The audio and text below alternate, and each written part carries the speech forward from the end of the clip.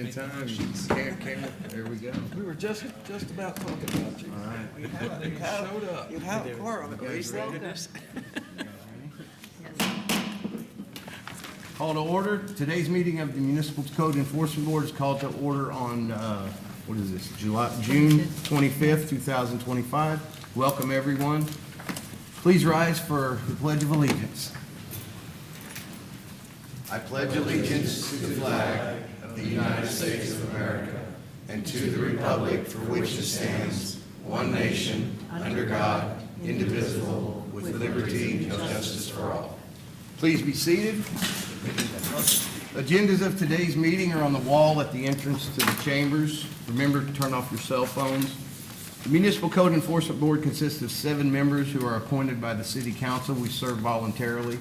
It is this board's intention to promote, protect, and improve the health, safety, and welfare of the citizens of Clearwater by providing this equitable, effective, and inexpensive method of enforcing certain codes within the city. The board considers new business items in 2 parts. First, the violation, and then affirmative relief. Formal rules of evidence do not apply. Each side is limited to 15 minutes. The board may grant additional time. All proceedings will be conducted in a calm, civil manner. Individuals who conduct themselves otherwise will be asked to leave. If necessary, they will be escorted from the chambers. I now ask who all plan to speak. Please rise and be sworn in by our clerk. Do you swear affirm to tell the truth throughout your entire testimony? I do. Thank you. Our first order of business is going to be to review and approve the minutes of last month's meeting. May I have a motion to approve the minutes? So moved. I'll second that. All in favor? Aye. All opposed? Minutes are approved. Is there anyone here today to speak on things that are not on our agenda today? No? All right, well, we'll get right into our new business items. 4.1 on our agenda has been withdrawn. Agenda item 4.2, case 34-25. Find respondents 912 Plaza Street Land Trust at 912 Plaza Street in violation of code for hauling trailer and issue an order with compliance deadline and fine if compliance is not met. Is there anyone here to speak on that case? No. Inspector Dixon, you have the floor.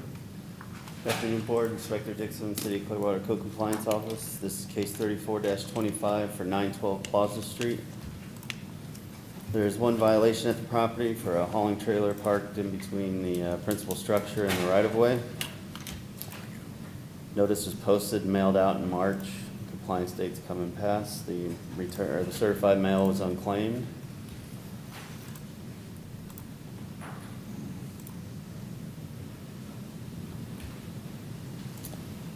Computer stopped. Here's the trailer on the day the violation was posted. And here's the trailer today.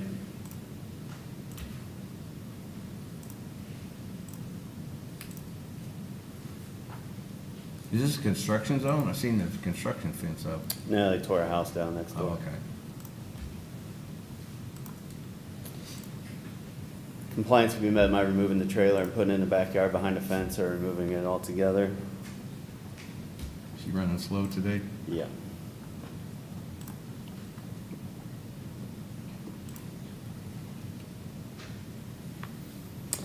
They put it in the back, there is a fence around the back of the property, so it could go back there. The recommendation for this case is to request compliance on or before 8/1/25. Compliance is not met, and impose a fine of $150 per day for each day the violation continues to exist. Have you spoke with any of the homeowners or anything? Nope, I spoke to somebody in the driveway. They said they were friends of somebody who resides there. It's a rental, but the owners or nobody's contacted me. I'm not able to get a hold of the owner, huh? Mhm. Board, do we have any questions for Inspector Dixon? I move to find the respondent in violation of the code as referred to in the affidavit in this case. Have a second? Second. All in favor? Aye. All opposed? First motion approved. I move to enter the order requiring the respondent to correct the violations on or before 8/1/2025. If the respondent does not comply by that date, the board may order a fine of $150 per day per violation for each day each violation continues to exist. If fines, fees remain unpaid 3 months after such lien is filed, the city is authorized to foreclose, collect, or settle such lien. Have a second? Second. All in favor? Aye. All opposed? Motion passes. All right. Next case is 4.3 on our agenda, case number 38-25. Or 20 35-25. Find respondents Lance Willard and Bianca Lizarraga at 1109 Charles Street in violation of Code for Public Health, Safety, or Welfare nuisance pool, and issue an order with a compliance deadline and fine if compliance is not met. Is there anyone here to speak on that case? No? Inspector Dixon, you have the floor. Yeah, slow computer. The death wheel. The presentation's online.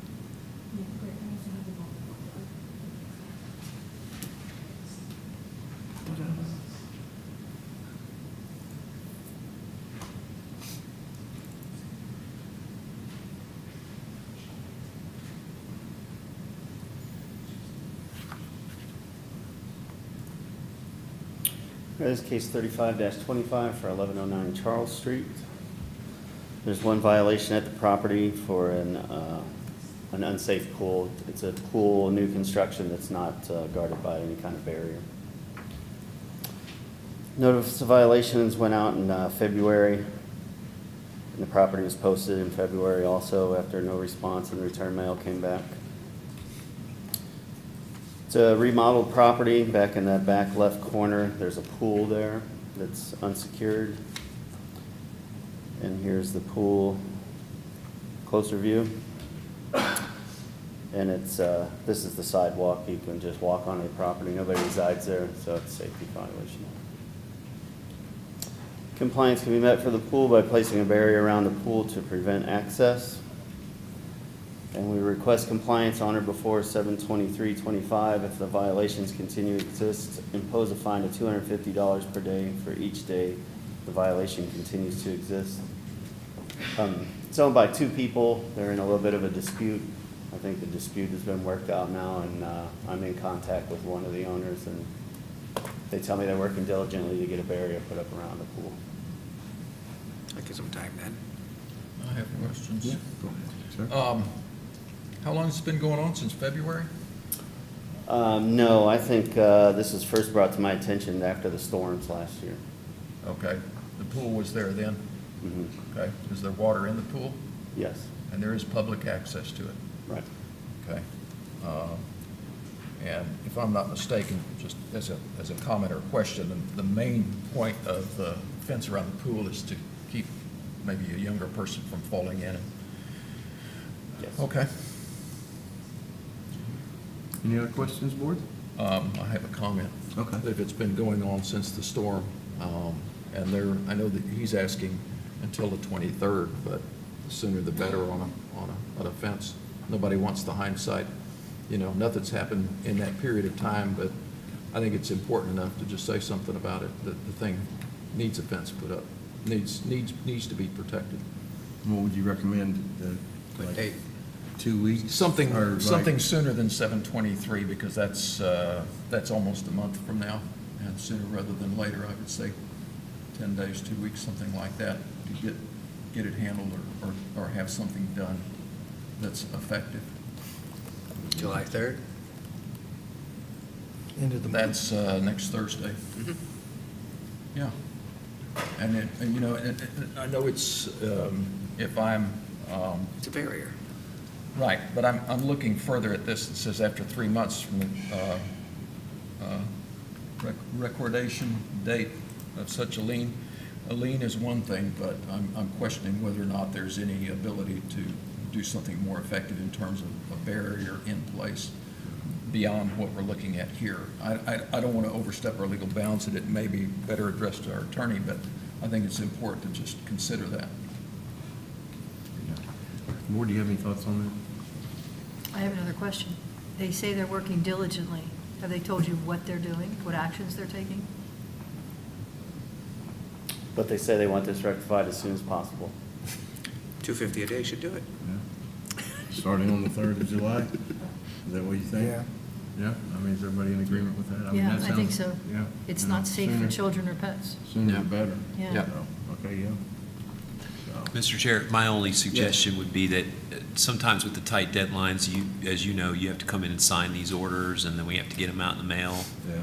I'm not aware of any legal restriction as to when you, how tight the deadline could be, and I'll defer to the board attorney for specific on that. But we typically do give enough time, at least to get the order signed and mailed out, and hope that they receive it. Yeah. Yeah, that's reasonable, I understand that. That is cutting it kind of close with me. Understood. Because sometimes, I don't get down here till Monday, like Yeah. to on Friday, but sometimes it doesn't work out that way, and then that would only be, get in the mail, it'd only be 3 days. Well, the 12th, the next following Friday. Yeah, I think that would be that probably. gives them a week to do something Yeah, the 12th, sound okay? after, considering mail and all of that. Does that sound okay? Okay. All right, Mr. Strickland, yeah? Does the city have the ability to go in there and, like we Not mow till it- lawns and stuff? Is there any ability Not until it to- goes into our nuisance abatement stage. Or- Yeah, if I could Go ahead. ask or answer that, we aren't asking for that at this time. I mean, but theoretically, the city does have the ability to come to the board and request. We normally do it through our nuisance abatement case process, so that, if we had come and asked for the ability to go on and secure the pool, then that would be something before a question for the board to consider at that time, but we haven't brought it, we haven't brought the case in that way. Okay. Does that answer your- So basically, if I understand, we're limited to what the city's asking for. Well, essentially. the board has their own separate attorney. I represent the staff, so my position would be the board should, address what the city's requesting. There is some authority for the board to order abatement, but if you're kind of going beyond what the city's asking for, I would just defer to your attorney to give you specifics on when and how you can do that. I believe you would have the discretion to alter the deadline, moving it up beyond or within 30 days.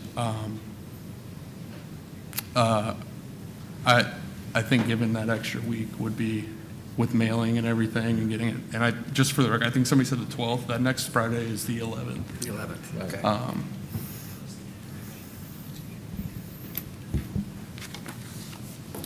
You want to go with the 11th? I mean, that'll be, Yeah, the that Friday. should be time to, I get down here by Friday, Nicole, or Monday, it's never past Monday that I get the order signed and everything, so that'll be a week. So let's go with that. So, you want to make our first motion? I move to find the respondent in violation of the code as referred to in the affidavit in this case. A second? Second. All in favor? Aye. All opposed? Motion approved. Second motion. I move to enter an order requiring the respondent to correct the violations on or before July 11th, 2025.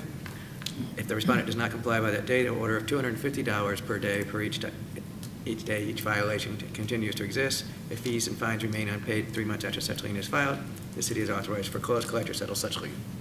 Second. All in favor? Aye. All opposed? Motion approved. All right, 4.4 on our agenda has been withdrawn. 4.5 has been withdrawn. 4.6 is continued to July the 23rd's meeting.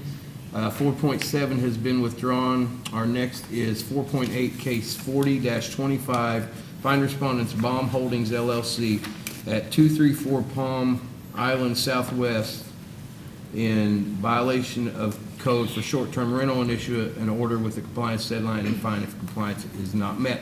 Is there anyone here to speak on that property? No? Ms. Green, you have the floor. Good afternoon, Board. This property is returned to compliance. We're seeking a declaration of violation. All right, can I get the declaration? There's that one. I think it's the very last one. Yep. Or no? Yes. That's fine. I move to find the respondent was in violation of the code as referred to in the affidavit in this case. The violation was corrected prior to today's hearing, and to enter an order that no fine be imposed. If the respondent repeats the violation, the board may impose a daily fine in order the city take all reasonable actions to abate and maintain the nuisance, including entry into the property, and charge the respondent with those costs. If fines, fees remain, which will become a lien on the property. Second. All in favor? Aye. All opposed? Motion approved. All right, our next 4.9 on our agenda has been withdrawn. 4.10 on the agenda is case 42-25, find respondents Jeremiah King at 201 South Pegasus Avenue in violation of code for exterior surfaces and roof maintenance, and issue an order with a compliance deadline and fine if compliance is not met. Is there anyone here to speak on this case? Sir, will you please come up, state your name and address for the record?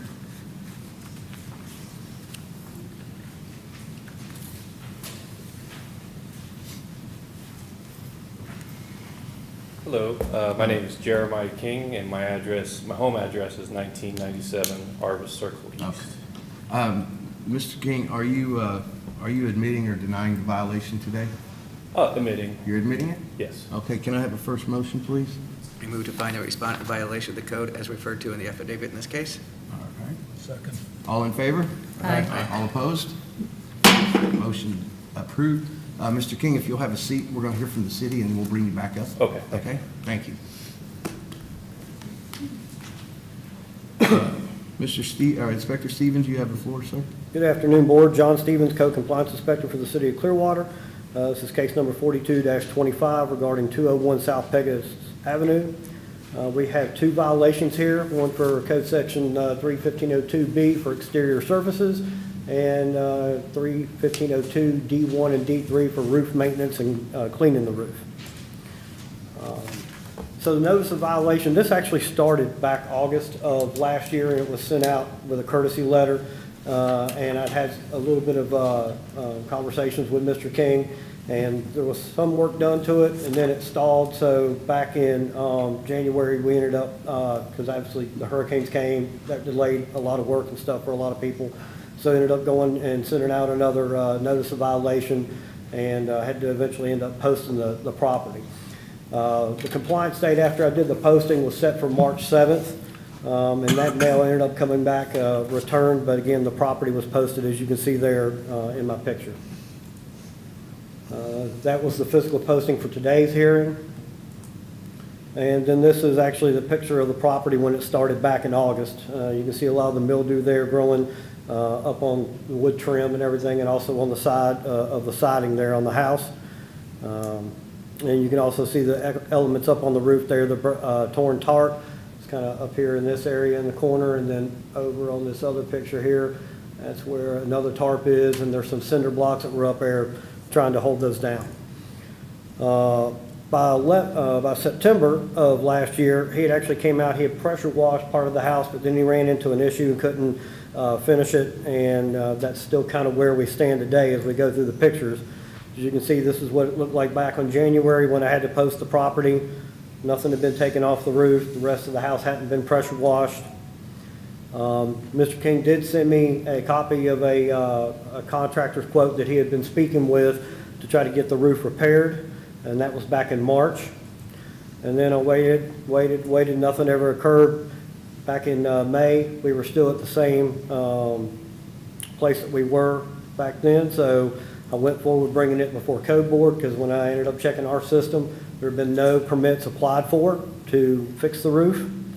And then as of yesterday, there were still no permits have been applied for to fix the roof. And then these are a picture of the property of how it looked this morning before we came before the board. So as you can see, there's been no change. Board, do you have any questions for Inspector Stevens? No. Inspector Stevens, I have you have a seat. Mr. King, would you like to come back up, please?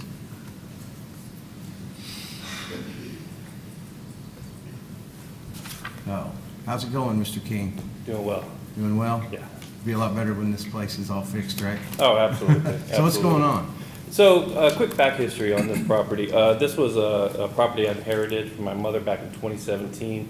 I'm allowing a family friend to reside there, 83-year-old gentleman. He had nowhere to go. As of right now, we do think we have a family member that could take him in August. That's just a little backstory. The plan is to have this as a rental property. I met with several general contractors, even though I know that doesn't exactly apply to the roof and so forth. But my objective was to take out a cash-out refinance and take care of everything. But I'm having some trouble getting quotes back from the general contractors. So since then, I do have a painter lined up. I'm meeting with him on Thursday. He can begin work to paint and pressure wash the full house this coming weekend. And then I did talk to one of the roofers, another roofer other than Mighty Dog, who can, they said they can get me on the books 4 to 5 weeks from, I guess, when I sign the paperwork, which I'm meeting with him on this coming Friday. So that would put it, hopefully, start date of early August. When was our compliance date on this?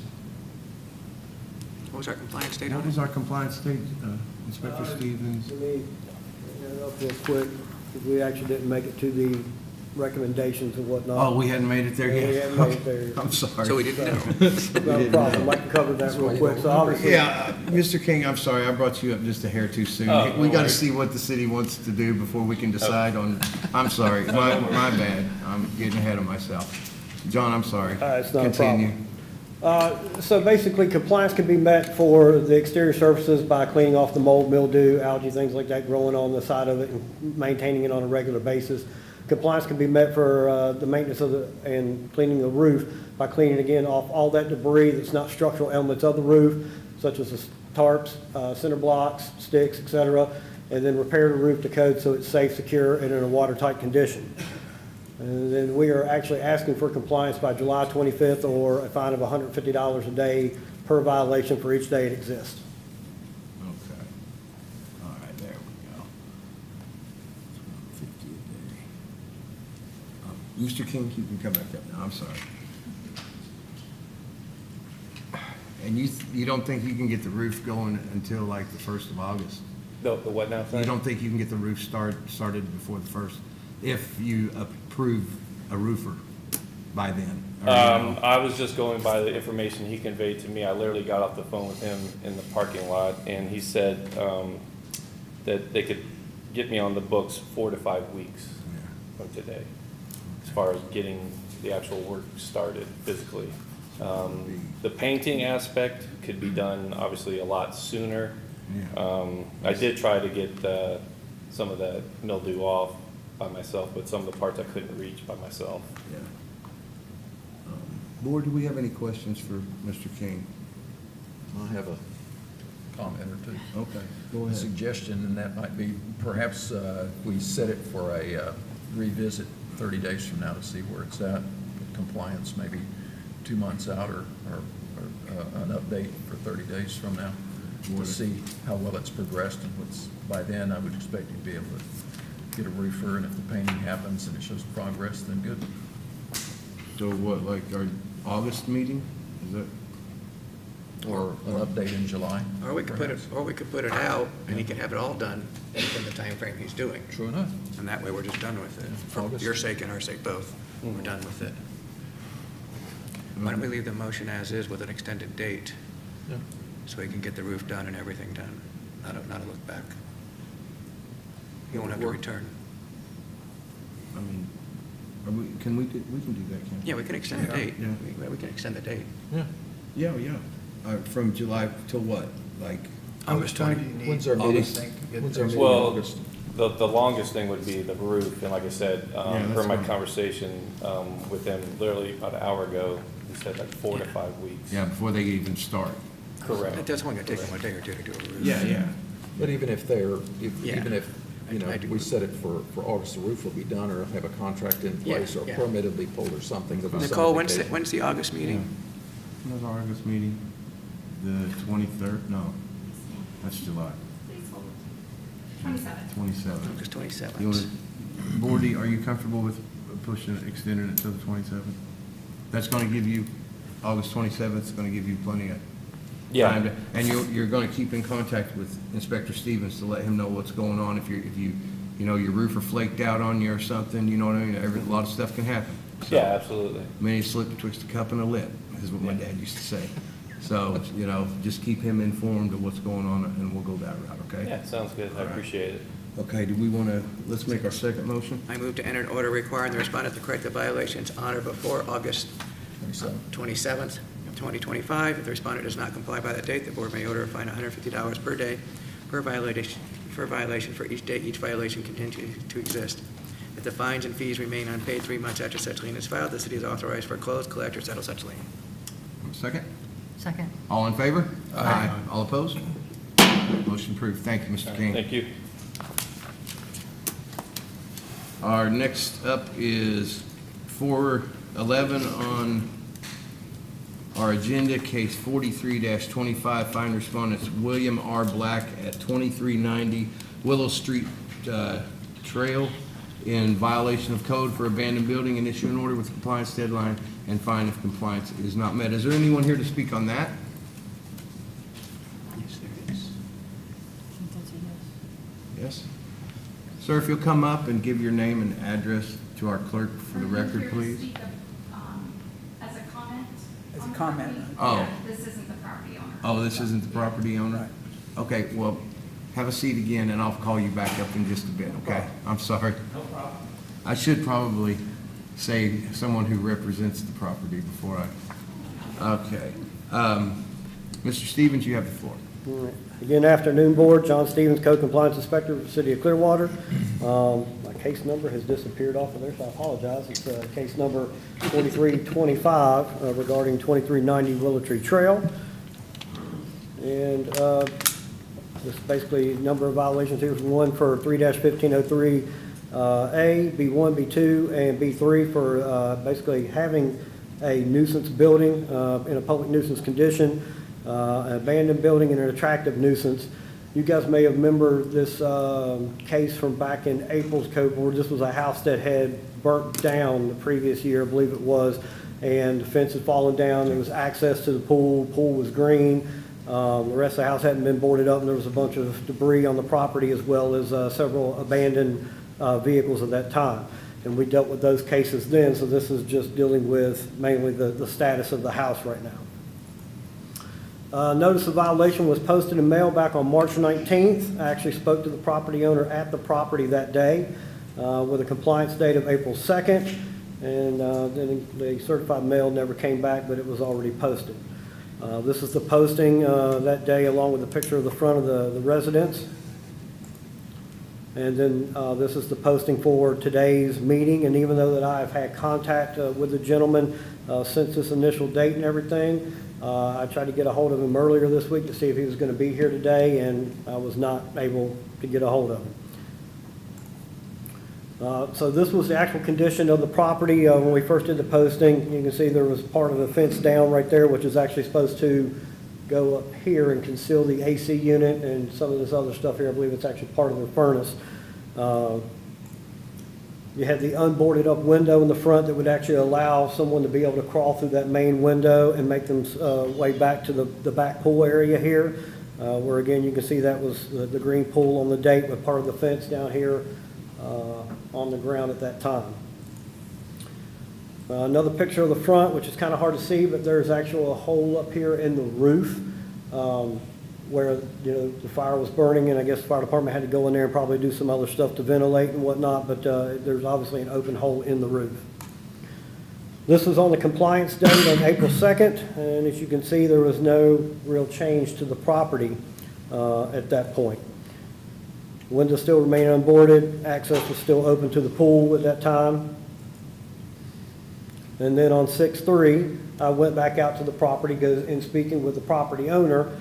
He had gotten permits to start putting up and replacing the fence, so he got his permit to do that. And he told me that he had actually got his tags to repair some of the inoperable vehicles, and he had taken care of that and started the work on the fence.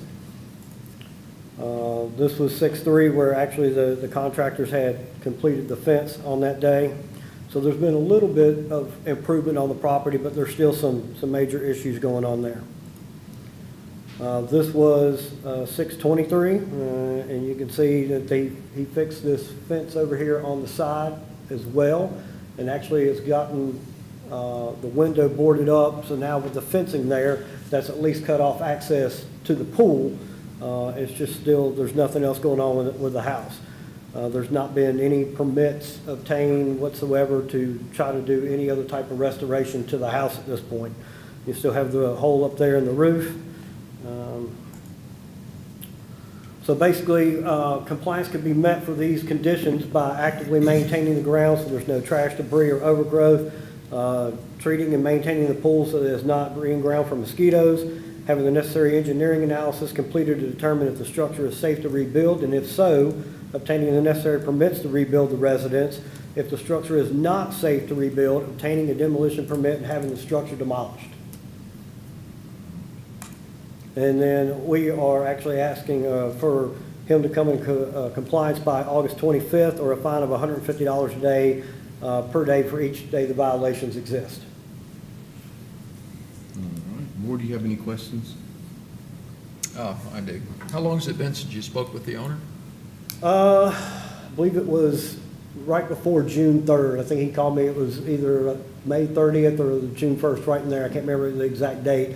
And said that he had secured the permit for the fence and the contractors were supposed to be there the following week. So I went by there and saw that they'd actually completed the fence pretty quickly. So it's Okay. basically been right about a month now. Okay. Any discussions about the house and what the plan is for that? He still thinks he's going to be able to get owner builder permits and fix this, even though in our discussions I've been pretty frank with him, told him I don't know how viable that is considering, you know, his medical conditions, age, and some other factors, but Gotcha. Okay. Thank you. What was the date of the fire? I don't know the exact date off the top of my head. But it was definitely sometime last year, I believe. If not last year, it might have actually been the end of 2023. So it's been a while that this has been like this. Yeah, I remember coming across our desk once before. Any other questions, board? No? Gentleman to speak. Oh, yeah. You can do the first motion if you want. I'm thinking about, well, that's what I was going to do. Let's do the first motion first. I move to find the respondent in violation of the code as referred to in the affidavit in this case. Second?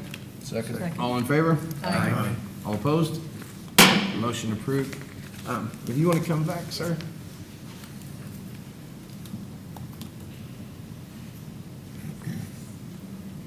If you'll state your name and address for the record, please. I'll do it. Patrick Raftery, my address is 3259, beg your pardon, 3237 Masters Drive in Clearwater in the countryside area. I come to you today as Vice President of the Clearwater Neighborhood Coalition, which is a coalition of 36 HOAs and neighborhood associations. As the Vice President of the group, this year we undertook an initiative to support, assist, and escalate as necessary member HOA or neighborhood associations that were having code compliance issues affecting the attractiveness of their neighborhood. This particular residence is in Woodgate 1 and 2 HOA, which is a member of our CNC, and they reached out to me approximately 5 weeks ago to ask us to assist them if we could with respect to resolving the matter. The neighborhood that this residence is in is a very attractive neighborhood. If you have visited the residence area or driven down the street, it's very attractive. This house is decrepit. It's uninhabitable. It's been that way according to neighbors. I've been out there 3 times. For 18 months, they've been fighting this issue. It's unattractive, it detracts from their neighborhood, and they do not feel that anything is being done to resolve and remove this problem from them. When I first visited there was no fence on the side where the pool is.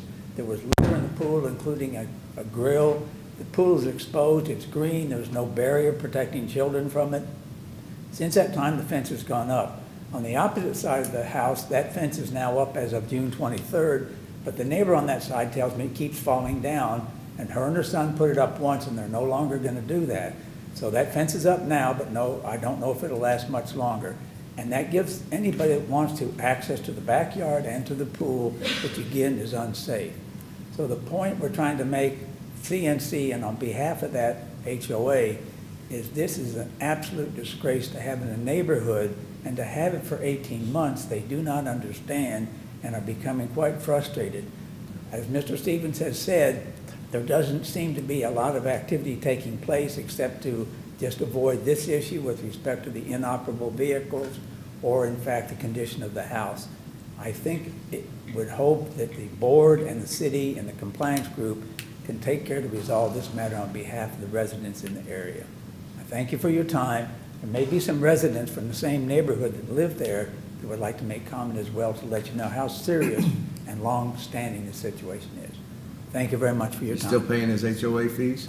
Pardon me? Is he still paying his HOA fees? I'm not sure he's a member of that HOA, Oh, but okay. they certainly are paying. That does remind me of one other comment. I think he's not paid his property taxes as of April the 1st, and therefore those are being considered delinquent by the property appraiser at this time. Yes. Thank you very much. We'll do everything we can to try to get this moved. You know, there's a process that Yep. that has to go through, and unfortunately, it takes time. You know, you have we give certain amount of time, you know, but it will eventually come to an end to where Right. it's either gonna be taken care of, or the city's gonna come in and take care of it, Right. you know, so.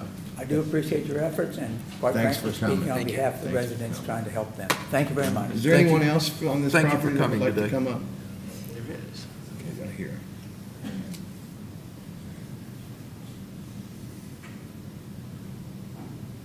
If you'll come to the podium and state your name and address for the record, please. Good afternoon. Good My afternoon. name is Barbara Fiddler.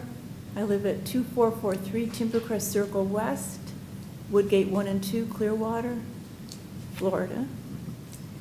And also on the board, the HOA. This house is a health hazard. To me, it's beyond repair. It has a hole in the roof, a dangerous pool that children, vagrants can reside. So it really needs to be, I believe, demolished because it's a health hazard. So that's my comment. Thank you very much. Thank you. Thank you. Thank you for your Thank time. Okay. And the owner does not live on the property. It's a vacant, empty property. Well, we're gonna do And I have a everything. question for you. Is he paying his HOA dues? No, he never has, no. Okay, thank you. We're gonna do everything we can to help you guys out. All right, we have a second motion, please? I move to Or enter. if there was no more questions, I'm sorry, board, did anybody have any other questions for Inspector Stevens or anyone? I just think we have to insist on that engineer's report to be in Yeah. by this next time. Yeah. If not, we should move him to take it down. Yeah.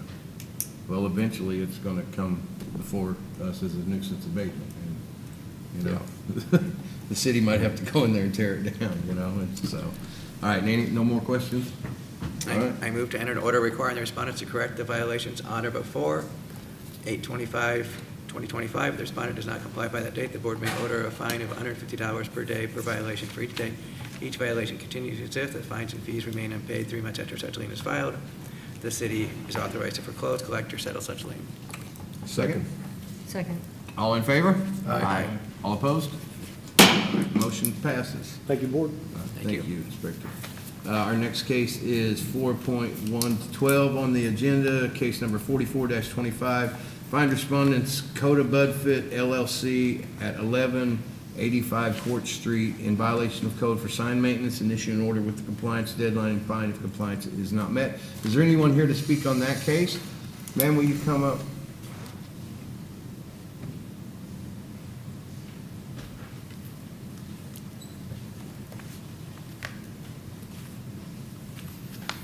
Good afternoon. Would you state your name and address for the record, please? Yeah, my name's Carolyn Arodi, 12719 Gillard Road, Winter Garden, Florida, 34782. All right. Say your name again. Yep, Carolyn Arodi, A-R-O-T-E.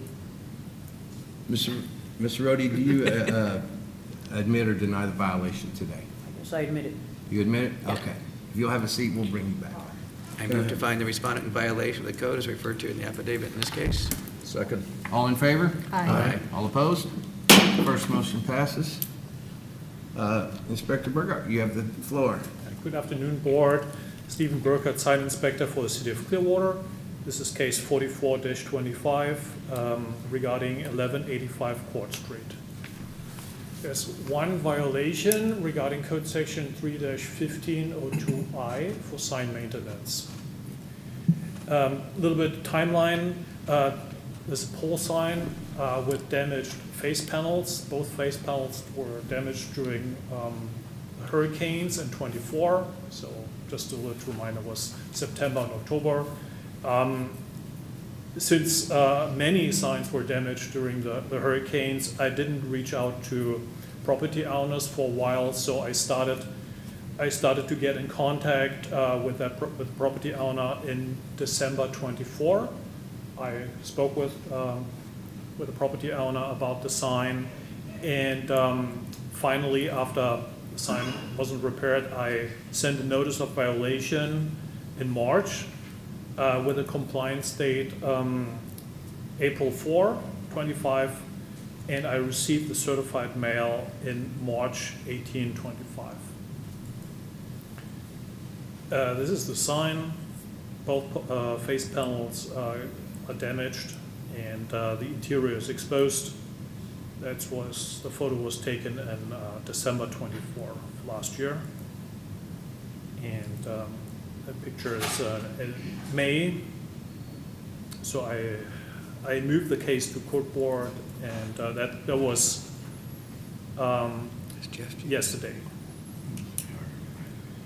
Compliance can be met by installing face panels or remove the sign structure. Recommendations for the case 44-25. There's one violation for sign maintenance, requesting compliance on or before July 25th, 25. If the violation continues to exist, impose a fine of $150 per day each day the violation continues to exist. Any questions? I have a question for you. This is Jeff's Jeeps, right? That's it was Jeff's Jeeps location? Yes, sir. Aren't they going through a full remodel, or somebody moving into there? They've been filling the land and doing all that. Currently construction going on, right? And do those people have a plan for that sign? Well, I don't know. Okay. Maybe we should ask It wouldn't make property owner much what sense the if plans they're are. not gonna, to put up their sign if they're not gonna be there. Right. Yeah, Jeff Jeeps has been Yeah, I gone for a remember long, long Jeff's time. Jeep yard right there. Okay. It's right by Greg's. Early, Greg's. All right. I don't have any other questions. No. Anybody else have any questions for Inspector Booker? No. I move to find the Hold respondent. on. Let's break. Sorry. Will you come back? We already did hers. Well, we just asked. Let's hear what's going on. So, I guess in a nutshell, the prior part to this was that I was forced to take the Jeff's Jeeps panels down. They were in place, and I was told that was a violation, because I'm not Jeff's Jeeps. So I should have to pay somebody to take those down and put up a tarp. That's what I did. Then the hurricane did come. So you're gonna be the new people Yes. in the building? Mhm. Okay. Yeah, Okay. I'm building it, but then I'm partnering with the people that are Okay. building. So we have gone through tremendous lengths to try to get this up and running, just so you know, with the city here, amongst yourself, whoever the city is fighting with themselves over, I need 27 parking spots, but I can't have that because then I wouldn't have enough green space. It's like I couldn't even get through the compliance to build my building. It took literally over a year to get all the permits to build here. So we're finally underway. You could see now they're finally building a pit that I have to comply for the hurricane that may never hit, whatever, all the stuff. I do have a quote from a sign company. They told me it would take at least 8 weeks to get through the permitting process, again, with the city and be able to get those back up. But I do have the quote as of today. It took them 2 weeks to go there and do I can't put up the signs of a business that isn't existing yet. So I was waiting as long as I could, but we're getting very close now. The parking lot is being built. The floors are being done.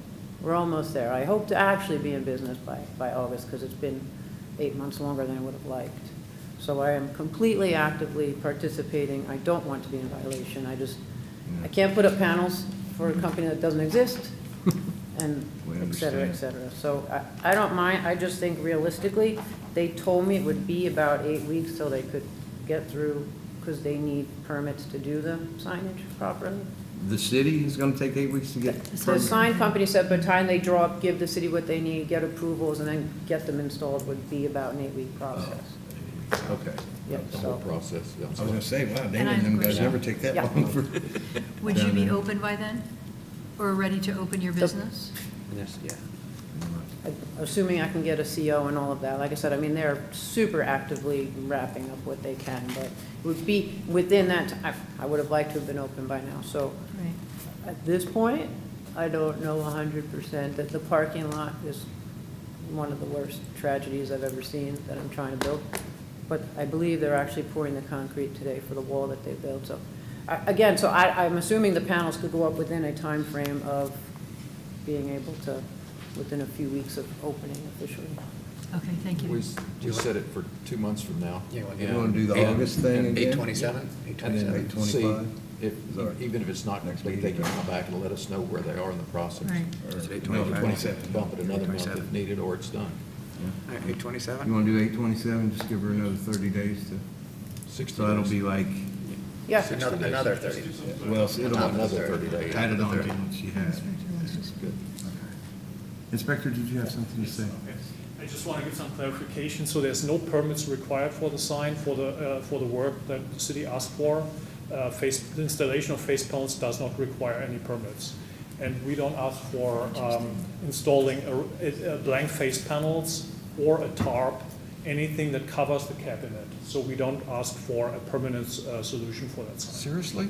So are you guys doing, let me step back over. Are you guys doing a completely new sign, or are you just no, we're going, keeping that pole sign, to the best of my understanding. and you're just gonna We're put gonna new put in the new panels? panels, they have Well- to change it to LED lighting versus whatever was there or something. Now, is So- that gonna be required permitting to change it over for LED The lighting? electronic, that's not an issue, that's not a case, it's just for the open cabinet. Okay. The open cabinet needs to be closed. Okay. So that's the only issue currently I have, and that doesn't require. So she could go to like one of those, fabric sign companies to get one of those sleeves that, like a pillowcase? I mean, you can do that with no permits, he's saying. I So the understand. 8 week is kinda, It's a matter of, to be quite fair and honest, principle, it's costing me so much extra money to meet all kinds of compliances. Now that GC's gonna charge me extra, and I'd like to just do it once. I'd like to do it once and do it right. I mean, if that's what it's gonna come down to, that I have to do it twice and pay twice, then that's whatever the city decides. I'm trying to get through this in one piece. It's been a very costly, undue costly experience to try to build this in the city. I'm just trying to get up and running and help it, I'm paying my taxes and everything, even though I can't run a business, Yeah, so we it's been understand. painful. we're just trying to, Understood. to, I understand. you know, Had I get you never in- been forced to take down the panels in the first place, we wouldn't be in this. So I'm always in the wrong, no matter how I kind of look at it, well, so. we're gonna you know. try to help out Yeah. a little bit. We're just, Yeah. I mean, 8 weeks is not gonna, if you can go get a sleeve, you know, for, there's plenty of sign companies I know around You that have have to pay, the. you have to get up, so I have to pay somebody to come up there with a lift and be able to get that up over. It's not like it's down here. No, I So- understand. So, again, whatever you guys truly choose, 60 I'll days. do whatever you need. I've made it this far. Go with the 60. Okay, Give her we can do 60 that. I'm days. just trying to Yeah. give her some ideas. Make her life easier, give her 60 Yeah. days, she's working on the place. That's fine, that's fine with me.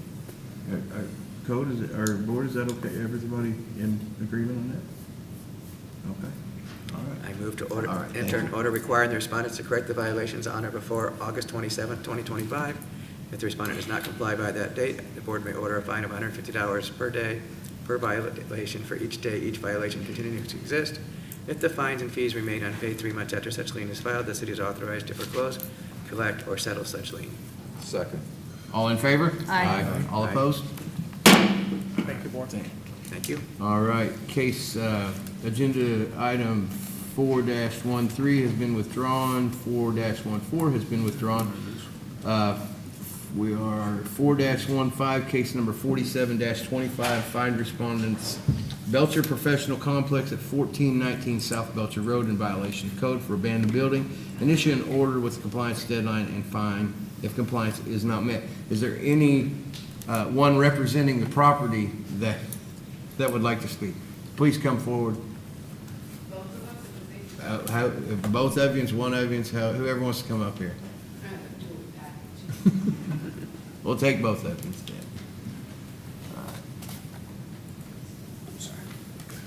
If you'll state your name and address for our clerk, for our record, Morgan please. Wirt, W-E-R-T, 157 Fifth Avenue Southwest, Largo, Florida, 33770.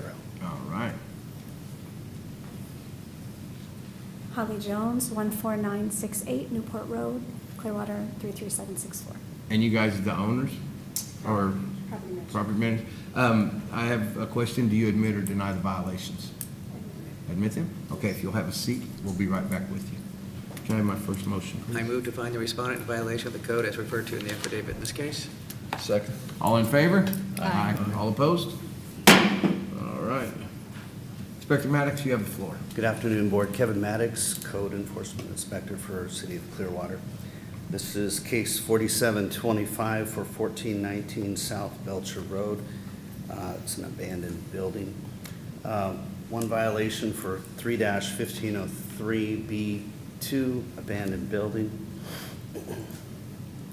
Notice was sent January of 25 and 4/1 of 25, compliance date of 4/10/25, certified mail received signed on 4/16 of 25. The order of events on this was this abandoned building was identified in September of 2024 as a courtesy notice was sent. Water has been shut off since 2005. On October 4th, 2024, I was in contact with Morgan, who was handling the demolition and rebuilding of this building. On January 24th of 2025, I sent a notice of violation by certified mail. I continued to have contact with Morgan. She was sending me correspondence with the engineers for the building demolition in February of 2025. Over the next few months, I attempted to obtain a game plan of action or progress for the building. Morgan could not supply a plan of when the building would be demolished, as I pointed out to her that the sign in the front of the building continued to advertise build to suit. I'll show you the pictures. So in the beginning here, this is the building. You'll see in the back, on the side, they already showed that the roof has damage. Don't go on the roof. May have been problems in the past. This is in the front. You can see from the front all the way through to the sky, through the demolished ceiling or damaged ceiling. This was in April when I had posted it the second time, and it continued to remain the same. During this time, you'll see here where it says build to suit. It just continued to advertise, hey, if you want to come and use this building, we'll build it the way you want to. As of the 23rd of June, a couple days ago, it still remained all the same. I just took pictures, and the sign was out front showing build to suit. I had had conversations with Morgan, and she was very good about getting information to me, trying to put it in the case, but at some point we came to an understanding that, you know, everything that you give me, I will put into the case, but you're gonna have to present what you're doing with the building to the board, because there is no physical evidence of movement, just paperwork that shows what they're trying to accomplish with surveys and engineers and the like. So compliance can be met by bringing the property into compliance with current property maintenance ordinances and have current utilities turned on or demolish the building. Recommendation for case 4725, abandoned building, request compliance on or before July 25 of 2025, or a fine of $150 per day per violation for each day the violations continue to exist. All right. Board, do we have any questions for Inspector Maddox? No? Ladies, if you'll come back up.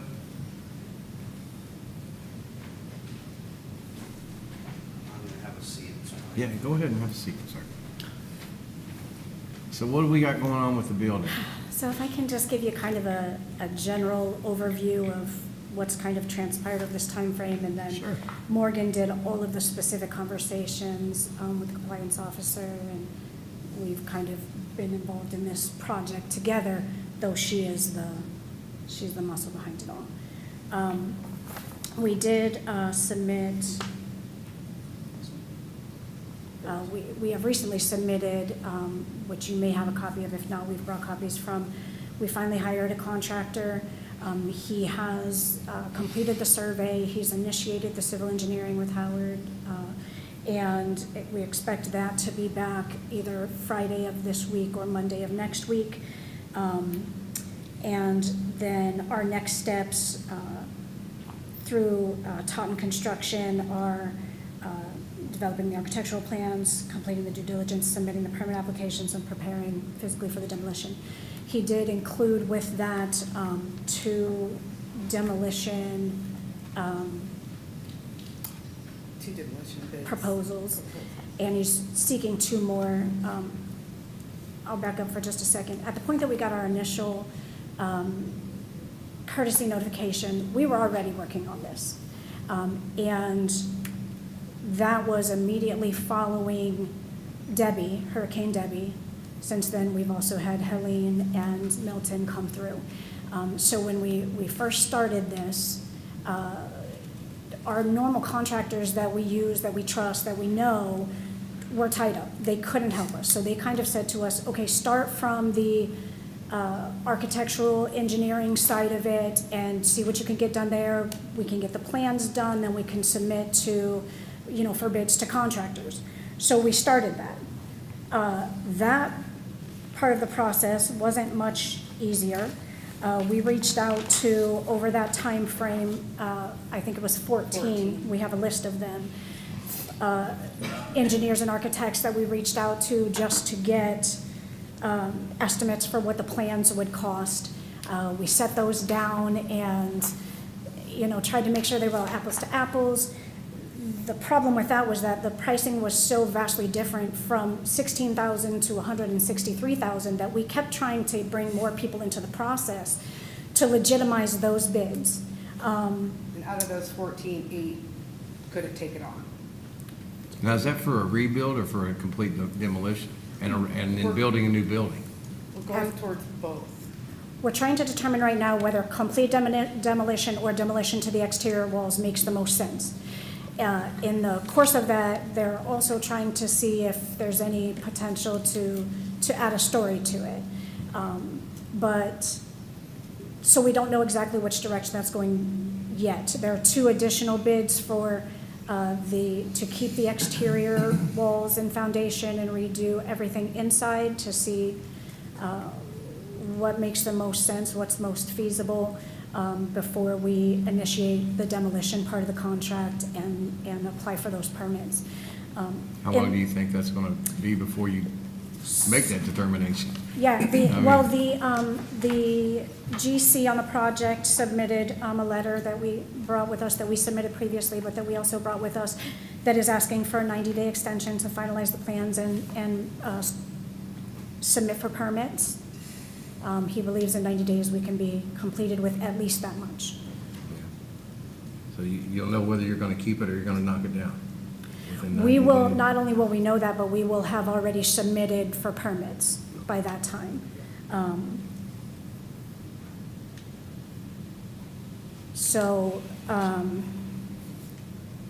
That was what they suggested that we request, was 90 days to be able to get that part of the process complete. September? Is that what you're? June, July, August, September. Like somewhere around the beginning of September? We'll definitely know a lot more, and again, have that decision when getting those permits, that those permits will reflect, are we demolishing the whole thing or foundation wall? And civil will be back, because our civil report will be back Friday or Monday, then the GC will be able to put his eyes on that as well and narrow down some of the options, and also. Might help you make the determination. Yes. Once you get that back. Yeah, that's our hope, yes, that'll make that very easy.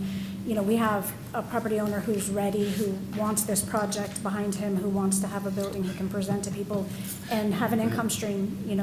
They've got that big piece of it that basically will look like the other building that's on the same property that is perfect. That's their desire, that's how they get a return on their investment, so. Board, do we have any questions for the ladies? I do. Okay, go ahead, Mr. Parker. I don't quite understand your process, because applying for a building permit, doesn't tell you if you're going to keep the building or tear it down. You need a structural engineer to determine that. Have you had done that yet? So what he's done so far is we've done the survey that we needed because we didn't have an updated one. And he's got it with Howard Civil Engineering right now, and that's what we're waiting for to come back for Friday or Monday.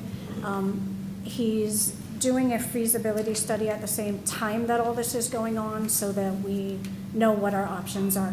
I don't think that, based on what he said, we don't believe that we have to tear the building down, but that it might make more sense from an economic perspective to do that. Because especially if you're adding another floor, a lot of times the structure's not built originally Right. for 2 stories, so Yeah. it sounds like you're spinning a lot of wheels here. You need to get your structural plan, survey back, and then you're gonna know if you're taking it down or not. Correct. And that's what we need to know real soon. Yeah. And that's, you said was gonna be on Friday or Monday, you're gonna Howard get. Civil Engineering is expecting to get that to us either Friday or Monday. And you'll have a decision then by structural Have a engineer. comment. Correct. And I expect that decision to be made quickly once we have the pieces of the puzzle we need Yeah. to make it. And of course, as soon as I get that report, I'll forward that on to Inspector Maddox. So everything I've been getting, since this process, every month, a couple updates to at least. That's the once a best month. thing, is to keep in touch Yeah. with your inspector, so he knows what's going on, and you just haven't ghosted him, and, so. I guess just, Yeah, I'm thinking that July 25th is plenty of time for them to determine what they're doing. make the decision, yeah. Yeah. It would make sense maybe to get an update, but to your point, it sounds like you guys are in the process of figuring out what's the best scenario for the building, and until you can determine that, you don't know what drawings you're doing and what you're submitting, because if you're demolishing, all you need is the demo permit. If you're doing something else with it, then the plans that you submit for permit have to reflect what you're actually going to do with the building. You don't know that yet. Right. So maybe we either, give them the 90 days contract or once, or we get them back maybe get them back in a month to give us an update of what the plan is and what they've done. We would continue to send updates anyway. We will send But whatever we have as we What I'm get it. concerned about is the inspector said he's just seeing a lot of paper pushing right now. Mhm. And I mean, we're sort of beyond that. I think we need the engineer's report So to find out if you're tearing it down or rebuilding. I understand that. We certainly can provide that. We do have, because the way that our company does things, we have tasks in our Microsoft, and they are dated tasks with any email correspondence pulled into it. So we can show very clearly what we've done. I understand completely from his side that it looks like paper, but if we're trying to determine costs and we need to legitimize them, it is taking much longer than we had ever anticipated it would take. But finding people to do the work and provide the estimates and even just the information has been difficult. 14 engineers. I'm under the opinion they don't need an extension of time after July 25. And it can be up to the inspector if he's getting enough information back from the structural engineer as to what he wants to do. Well, if they have a decision by then, and they can tell him what direction they're going, and that they're moving toward getting their drawings and stuff, I like that. If they'll get that to the inspector, then it's his call about what he wants to bring back to us. I agree. Yeah, but they're gonna start Start getting the fines. getting fines on the 25th of July, whether they tear it down or whether they don't, because it's not gonna be in compliance by the But the 25th. inspector can hold that off if he sees they're compliant. Well, once we make a decision here, the inspector can't hold that off. We're the only ones that can, once we make a decision, that's it, Well, if we give So them- we have to make the decision here. What if we give them 30 days to come back? After in August? To come back to July. No, July's, to come back July's meeting. We can and let us know where they are. extend the case until July. We can extend See it where out, they and not are. do anything today, and they can come back and give us an update on the 25th of what. There's no change, we can assess fines. If we see progress, then we can take it from there. Yeah, that would just be I guess, how would we word some sort of extension to give them another 30 days to come back and give us an update without, doing our second motion with, I think just that extending the case to allow for further progress and to be set on, is it 725? 7/25. I have a question. Or We 7/25. typically refer to it as just a continuance. A continuance, yeah. Is that okay with the clerk? How does that affect- You need to do a first motion, so they have been Yeah. found in violation, so it would be the affirmative relief portion that's continued. Yeah, that's what I was getting ready to say. We already did the first motion, so we would just do an affirmative relief continuance, is what we would call I it? think that'd be appropriate. Okay. I just have a question. Okay, go ahead. How long has the owner owned this property? Just turn over pages. I believe since We haven't approved. 2005. We just have to say it. So it's been in this condition since 2005? No, we didn't have a roof failure, so we had an AC company go up to assess AC conditions for us. We were working with a prospect, and when he went to go up on the roof, he said that there was a place on the roof that was soft. So we put, at that time, the signs up, just being concerned, we didn't want anybody to go up there for any reason without being aware that there could be a softness. We were concerned about liability for that. We didn't have any roof failure until Debbie? Yeah. Until Debbie. And tenants were in there until then? No. There's no tenants. No. Oh, so it's been empty Yeah. since It's been 2005? empty, With the same correct. owner? Well, the water hasn't been on since, Yeah, 2005, that's yeah, right. 05, Okay. yeah. Yeah. So, That I can't speak to why the water wasn't there. That was done under my predecessor, so it kind of was already that way when we took it on. so you'll be able to come back in 30 days and give us some sort of update on what's going on with this, Sure, you know? yes, yes. Instead of us, My only question would be, and my concern would be, somebody commented that we would see if anything had changed. What this GC is indicating is that we may not be able to physically see something having happened there yet in 30 days. well, we're just But gonna we'll have you be able back to- 30 days for an update on Okay. what's going on. Wanting to know Understood. Yeah, want to know which Okay. direction you're going. and- Contract and, signed. You know, and maybe you've able to get something to it. If it does go to where you're going to rebuild it, you've got something maybe in 30 days from an engineer or you know, Yeah, we should be able to whoever, or a provide that GC or soon. whatever. So, all right, Board, are we in agreement? We'll just extend this case out with affirmative relief for 30 days till our next meeting on July 25th, I guess? I think it's 23rd. 23rd? I'm trying to see the calendar behind you. Oh. What, the 23rd? Yeah. Oh, okay, yeah, July the 23rd. My bad, sorry. I keep looking at June, You're right in the center. It's the bottom one. Is that, Yeah. does that sound Yeah, good to I like it. everybody? Seems Okay, fair. Let's try to word that motion, sir. What is it, I could do affirmative? it. Affirmative relief.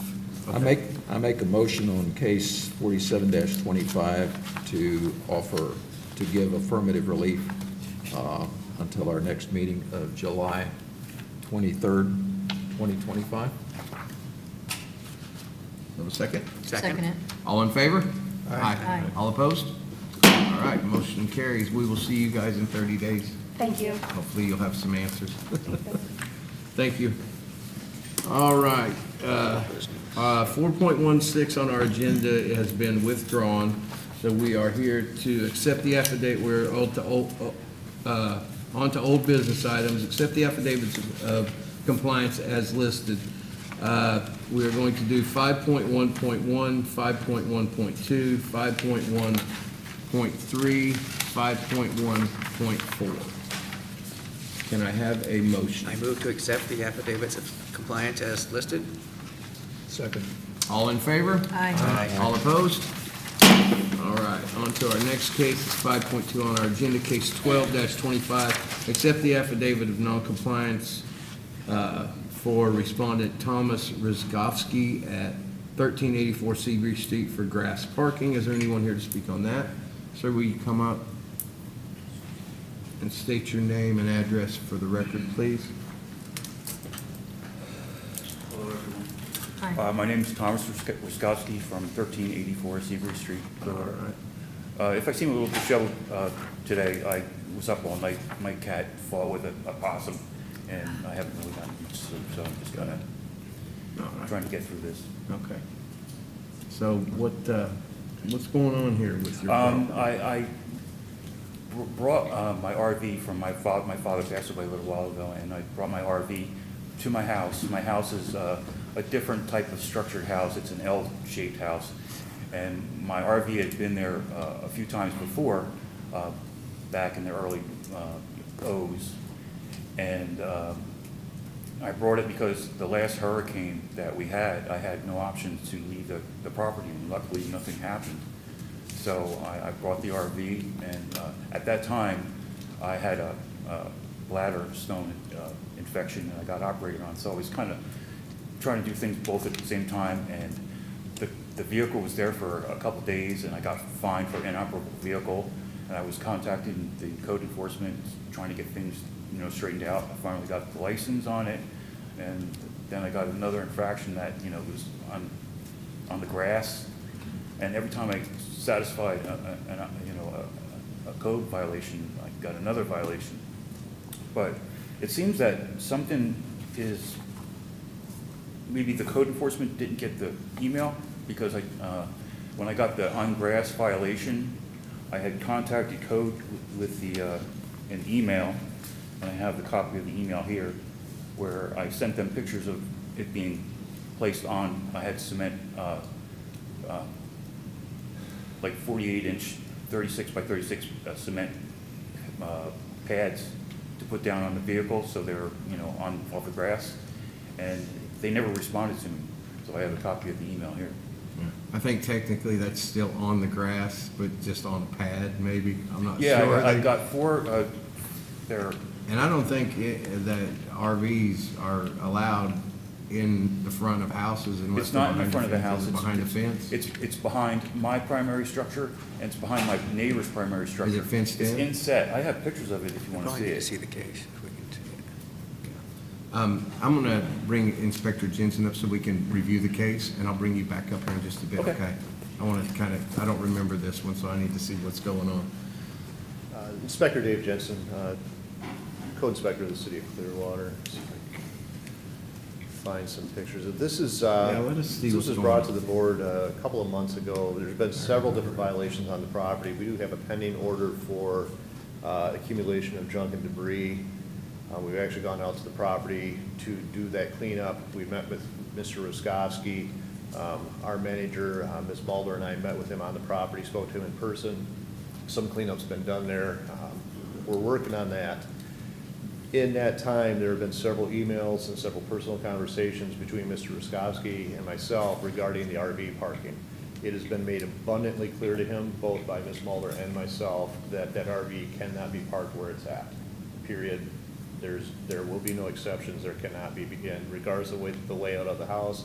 I provided Mr. Ruskowski with, I think I had to send 4 emails to get all the documents and pictures to him that he requested. I provided him with a diagram of our city ordinance regarding what we call a snout house. So you have the structure and then a garage. The front elevation of the structure is the residence, the main building itself. That garage is not a front elevation that counts for the setback of parking of vehicles, et cetera. Again, we explained that to him several times. I provided that to him. I provided an overhead satellite photo of his house with hash marks showing, in our diagram of the city ordinance of where can and cannot be parked. Regarding what he said where he never got a reply to the email, at one point he emailed me saying that he was going to rectify the violation with the motorhome being parked on the grass by having concrete put down. I sent him back an email making it very, very clear to him that he could not put any sort of hard surface down, whether it was pavers, cement, asphalt, or anything else, without first applying for a permit. That due to the fact that he is right on the property line with the neighbor, he likely would not get a permit. And if he did it without any permitting or anything else, he was running the risk of having to pull whatever he put down out. His response to that email, I think about a week later, was, my guy's gonna be here to do the concrete. Again, I sent him an email saying, you can't do that. Next thing I know, there are what are cement pads that your exterior air conditioning unit was set on outside of a house. I think about 10 of those got dropped off at his property. And shortly after that, within a week, they were underneath the motorhome. Went out to take pictures, document that. Within a day or two, he had wrapped the bottom half of the motorhome in tarps and was holding it with bungee straps. The motorhome is blocked in with 2 rows of 2-high railroad ties and large, probably 8 to 10 foot tall palm trees. So how he's I think going I to remember get, one this of the one. board members asked, Yeah. how are you gonna get that out of there for an emergency if that's blocked in like that? I can see if I can grab our pictures if you'd like to see them.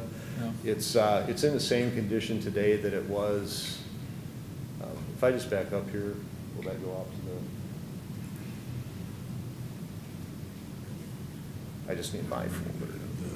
Railroad ties that you have in front of it. Basically, the owner was doing everything he could to try to keep it there, but he can't. And the entire time of dealing with Mr. Ruskowski, it's been this back and forth of emails and personal conversations of him saying he's going to do something and me telling him you cannot do that, or something being done and then here's the violation, please correct it, and then almost just doing something to make it worse. So this is the condition of the RV today. This right here is the neighbor's property.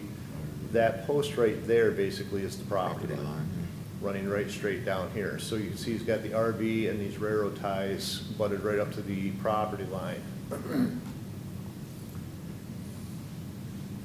This is the tarp material. This is this morning. This is the tarp material I was telling you about. He's got it bungee strapped and zip tied to the motorhome. So, you know, we can't see the pads or anything else it's sitting on.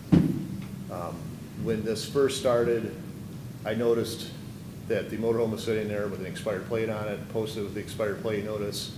That was taken care of. However, he asked for an extension on that at one point. He did get it taken care of, and he asked for an extension for getting the motorhome off the property.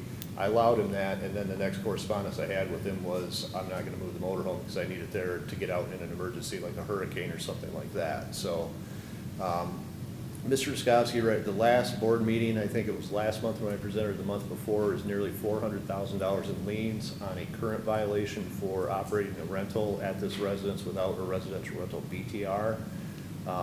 There are several different vehicles parked there all the time, the same vehicles every day. It appears he's renting stuff out there and still in violation of that. Again, if the board grants our order today with this affidavit of noncompliance, we'll start another accumulation of other fines for this. So I've tried working with Mr. Ruskowski. He has spoken an email again with Ms. Mulder, our boss, and again, we were on site with him, and we walked around that property and literally pointed and out every violation and explained very clearly what needs to be done. And again, it's just at every turn another violation or just nothing gets taken care of. So that is where we're at with the case. So if you have any other questions. All right, thank you, Inspector Jason. Mr. Ruskowski. Mr. Chair, if I may also just to add something, or hopefully, actually not to add, but maybe to kind of narrow the scope here, just to friendly reminder to the board that we are here simply on an affidavit of noncompliance for grass parking. Mm-hmm.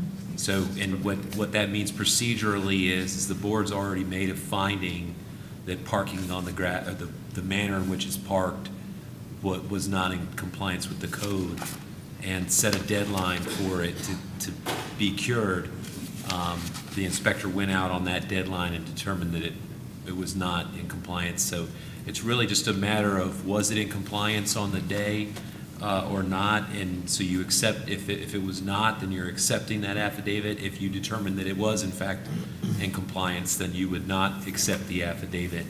But I just say that because I know there are a lot of other issues with this property, and there's been a lot of conversation between our inspector and other staff with the property owner, and obviously, you know, there's a bigger picture. I don't mean to detract from that, but I also just want to keep the board focused. Thank you. Mr. Ruskowski, you understand that we already have found you in non-compliance of this violation. Back at our last board meeting, I guess it probably would have been, right? Well, that was for a different issue. If you could come to the podium so we can hear you. I believe it was 2 months ago. Mm-hmm. Yeah, we didn't have a meeting. Yeah, we didn't have a meeting last month. Correct. Yeah, it would have been 2 months ago. Yeah, Yeah. we heard this portion, the non-compliance portion in, what was that again? May? When they came, for that last April. issue, they came to my property with a horde of people, and they went to the exact area where they wanted to go find whatever they were looking for, and they found nothing. But we had already had made a determination on the RV about the grass parking.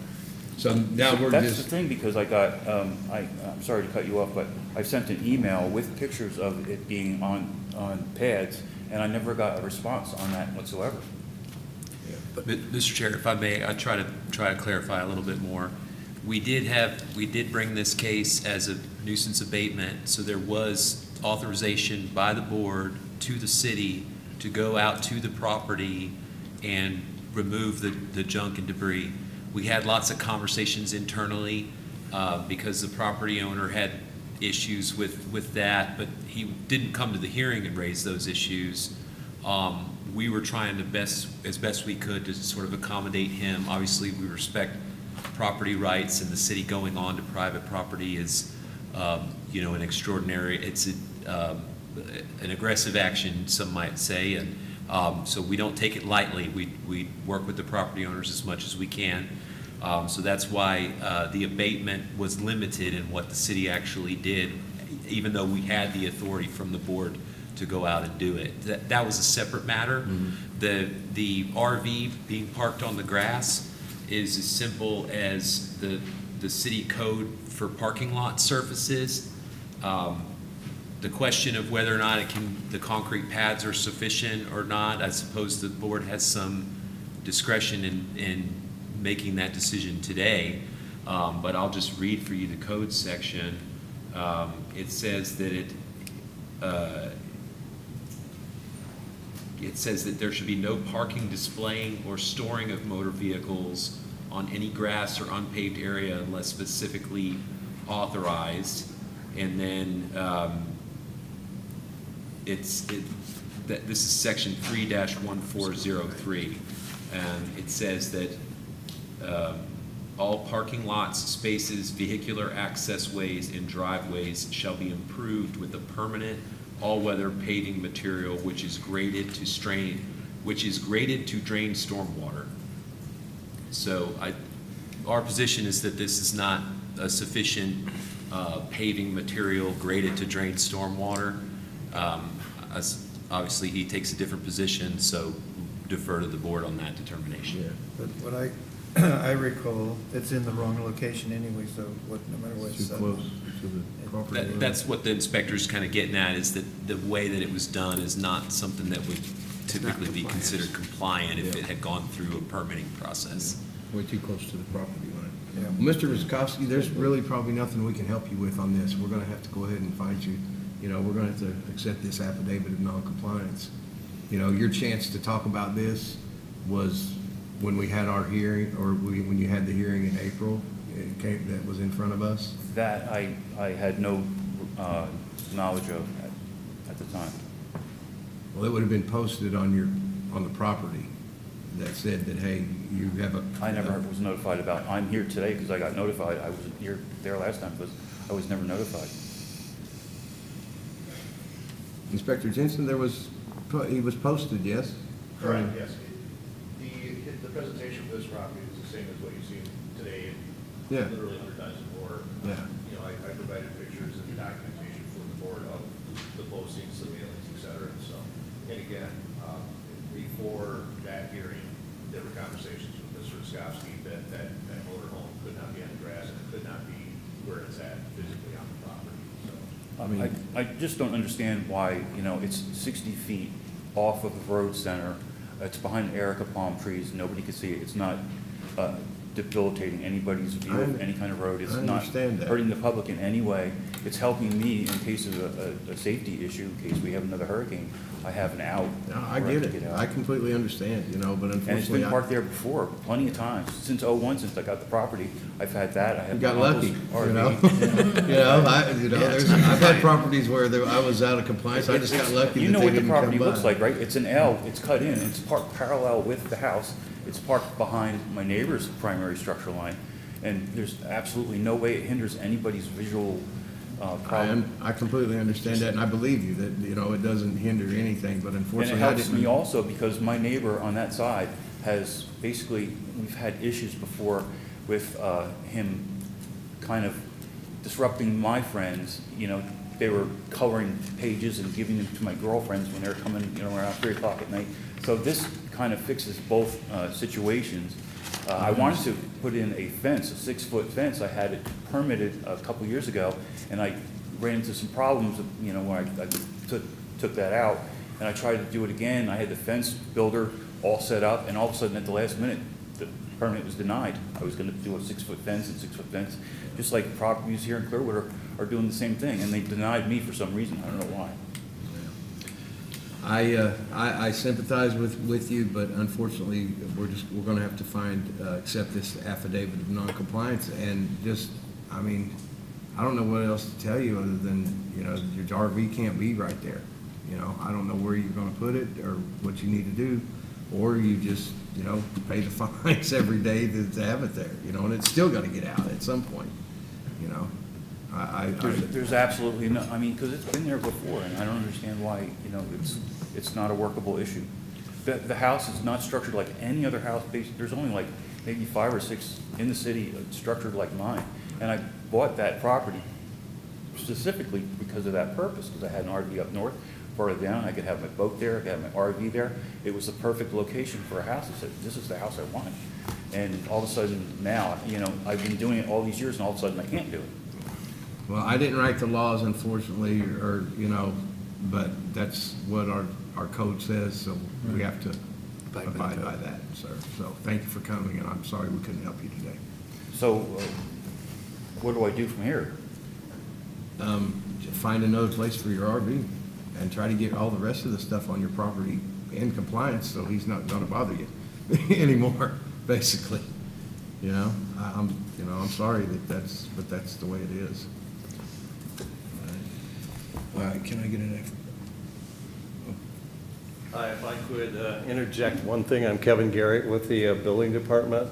If he would like to have that, he needs to work with our zoning and planning department and figure out how to do it, where it can be, how it needs to be permitted. There's staff there that he can talk to. They're there every day, Monday through Friday, and it's not just sending him away with no answer. There's answers, but he needs to go to the planning and zoning department. Thank you. That was helpful. Mr. Ruskowski, did you hear him? Yes, I did. Well, get with them and they'll help you, I'm willing to do anything as long as I can rectify this certain situation, because I really love my RV here. Well, get with the planning department and see how you can figure this all out, okay? All right, thank you. All right. Got it. Do it. All right. I move to accept the affidavit of noncompliance and issue an order to it that imposes fines and states if fines and fees remain unpaid 3 months after such lien is filed, the city is authorized to foreclose, collect, or settle such lien. Second. All in favor? Aye. All opposed? All right, motion approved. 5.3 on our agenda has been withdrawn. 5.4, case 30-25, accept the affidavit of noncompliance for respondents William R. Black and 2390 Willow Tree Trail for inoperative vehicle.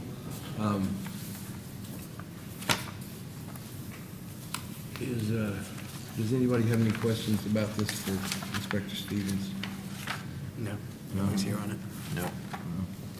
I move to accept the affidavit of noncompliance and issue an order that imposes fines and states if fines and fees remain unpaid 3 months after such lien is filed, the city is authorized to foreclose, collect, or settle such lien. Second. All in favor? Aye. All opposed? Motion carries. Okay, on to other board action, case 54-20, consider the request by petitioner Thessaloniki Canitus Ingdahl at 1936 North Betty to reduce the fine, RE permits, and if approved, issue an order that specifies the fine and includes administrative costs and establishes a date payable, or the lien will revert back to its original amount. Let's see what we got here. They want 2,100. This is for 1936 North Betty Lane. Is there anyone here to talk about this today? No? No? Well, He's in, if you look at his mailing address, it's Campbell, California, so. Could be that he. Is he on the sent this Zoom in. call or on the phone or anything? I mean, Mr. Chair, we've had this conversation in the past, and our position on the staff side is that, we don't, we really feel like it's the applicant's burden to make their case as to why a fine should be reduced. Occasionally, we will take a position on it, but most of the time, we don't take a position other than we feel that the city, the taxpayer, should recoup its cost of prosecuting and investigating. So I think there was some discussion about requiring their attendance, but I don't know that the board ever adopted a rule that would require that. I'd have to defer to the clerk or council on There's never that. been a rule for attendance. I No. always tell the requesters it's preferred if there's questions, but there's never been a rule. I have a question about this. now I do, I mean, I would, yeah, there is no rule, but I would like to ask some questions, Yeah. And if we can't, get in touch with the respondent, it's like, okay, well, you just don't want to pay the fine or what, So, what question would you? Well, number one, I mean, obviously there was, some problems with it. He accrued some fines. Is the property now in compliance? It doesn't look like it's in compliance based on what's I don't written. know. I mean, if he's asking for a lien reduction, that would be key, is he? I mean, I read what he wrote down here, Right. that he had some hardship Is he in and compliance roofing, right now? and This has been basically he going said he on had to for 5 re-roof the years. entire roof, spent 6 years trying to resolve it, and today I can now final resolve it. Now, does that mean that it's completed and resolved? I mean, Mr. Chair, I guess just to keep this moving, my request would be that the board just continue this item to next month. It's a permit. I don't know if the building department has anything to say on the status of the case, but we think, again, that the application, while I think the board can consider the statements there, but it's just a simple application. It's not made under oath. It's not a notarized signed affidavit or anything like that, so I'm not sure if it's competent evidence for the board to make a decision on. I agree. We put together just a small little summary just to give you all a little bit of information on what it is, because this all happened long before any of you were on the board. So if you want to see that, we can flip through that. Or we can try and answer questions, but we probably don't know a whole lot of the history on that or why they're asking. We haven't had any communication with them either. I mean, in his answer, he just says that, I mean, he doesn't say why he didn't, other than, they hired someone to remodel it, and they took off with the money and and that was 5 years ago. So, can I make a comment about what you just said? Based on what I'm reading here, he got the roof redone, Yeah. but it wasn't with a permit, so he ended up having to rip it all off and have another roofer put it on. So that was part of the problem and why he spent so much, why he had to spend additional money. His money.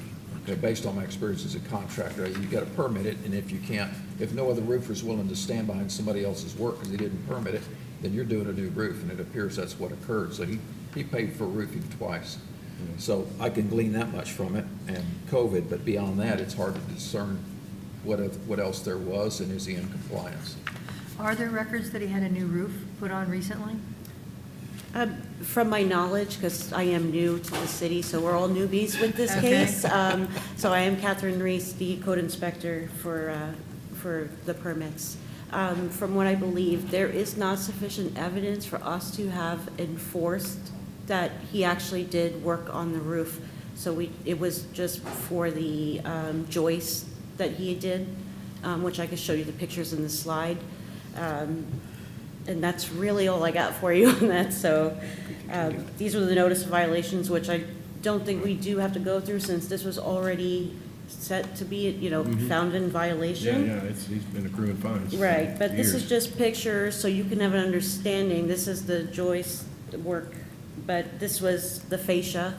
But there wasn't any evidence that I could see from the pictures from the previous inspector that showed any evidence of roofing. Okay. And Well, that's really all we have. that would make me question what was the violation and what were the fines for?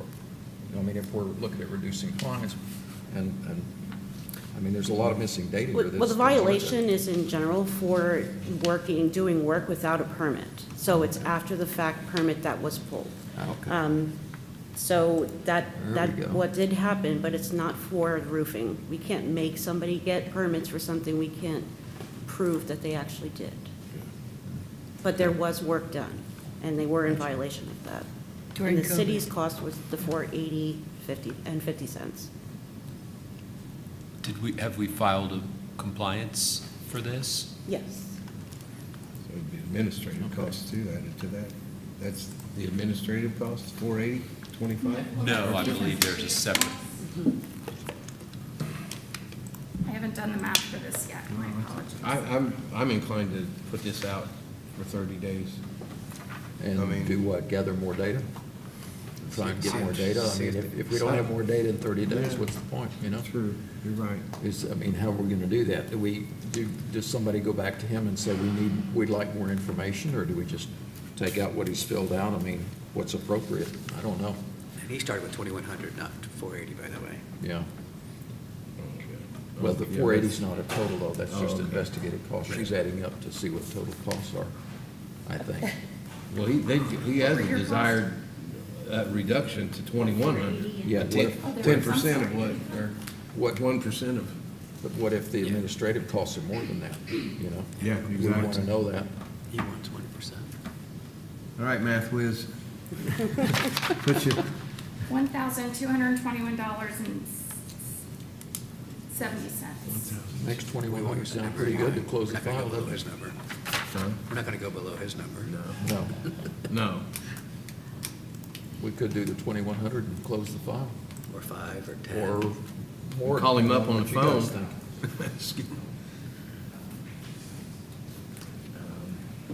Board, what's your thoughts on this? I mean, do you, we want to go with the, a number, or do we want to go with the $2,100 number, or, what's your thoughts? If our number was 1,200 and he's offering 2,100, why don't we just take the 2,100? Or we could go 50,000. That's what I'm asking. Or do you Yeah. want, Yeah. Well, what number? It's a little bit of a hard thing to assess. I think sometimes we look at how much, what did they do? and That's why I like them who's standing in front responsible. of Well, us so we exactly. can ask questions. I'd I say mean, he it's a didn't, hard he thing didn't to show assess. up, make it 5,000, just make it an easy number, just because he didn't show. If he wants to plead his case, you need to be here. That's right. I mean, or at least make some sort of effort to Can we Zoom send a call notice for or. him to appear? Well, That's still a huge savings. Can we send a notice for him to appear? can I ask a question? Subpoena him. Just a request.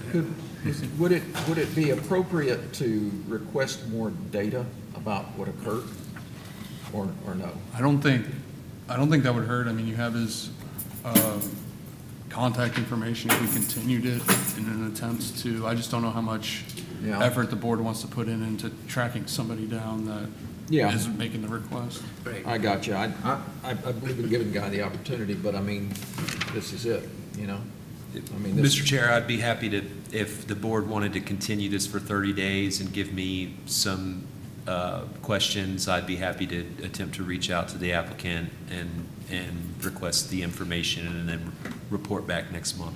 I mean, And for the board's information, I don't want them to think that, I don't want you to think they have not reached out. I've been in contact with the applicant as late as yesterday evening and gave them the information about today's hearing, the location, the time, address.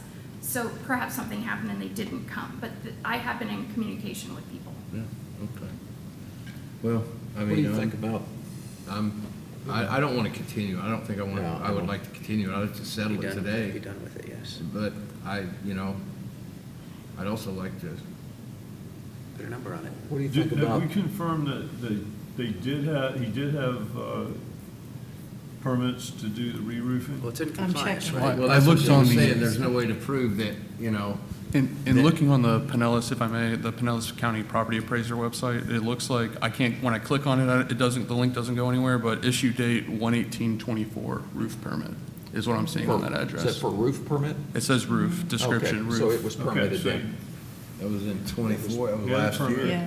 Yeah, And it was yeah. That would- originally. That timeline would They be must, about right. 21. they have to be in compliance before this can be brought to us. Yeah, Yeah. yeah. I mean, whatever number the board agrees on, I'm okay with, I'll throw one out. you know, 10. I'll throw one out, 10. 2,500. 2,500? Fair enough. Okay. What's your number? I don't know, why are we going to 2,500 instead of 2,100? I'm just asking. Because we're not just following what somebody asked for, I guess is the answer.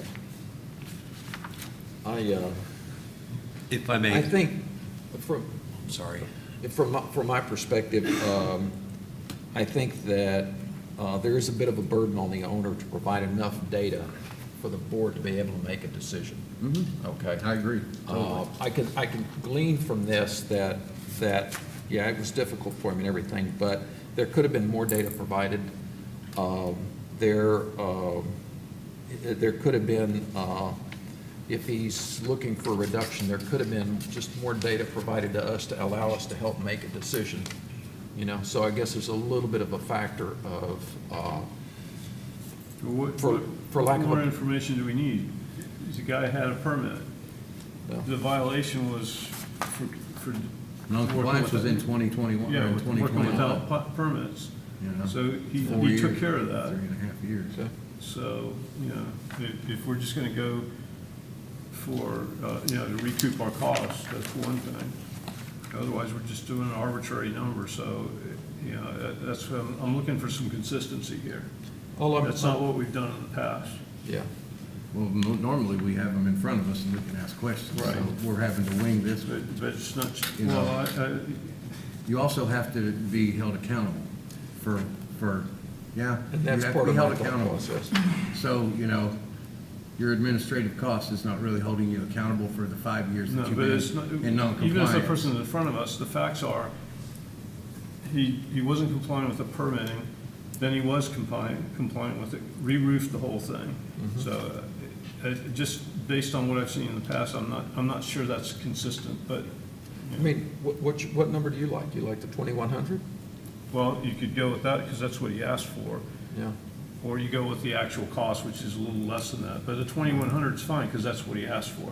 The people who come in here generally, I don't think they ask for higher numbers. You know, they Right. generally ask for lower numbers or the exact number that we've already given them. Well, and part of that too is the fact that had he been in contact with Nicole, he would have known what the administrative costs were, and he probably would have requested less. Well, That's the general just- pattern. Just for Right. clarification. I'm okay with 2,100. Okay. Yeah. Nicole? I don't provide the applicants, I don't know the cost usually when they're requesting it until Okay. closer to the meeting, but they don't know what it is until they get here. Okay. So just for your Right. information. And so there's his consequence for not being here.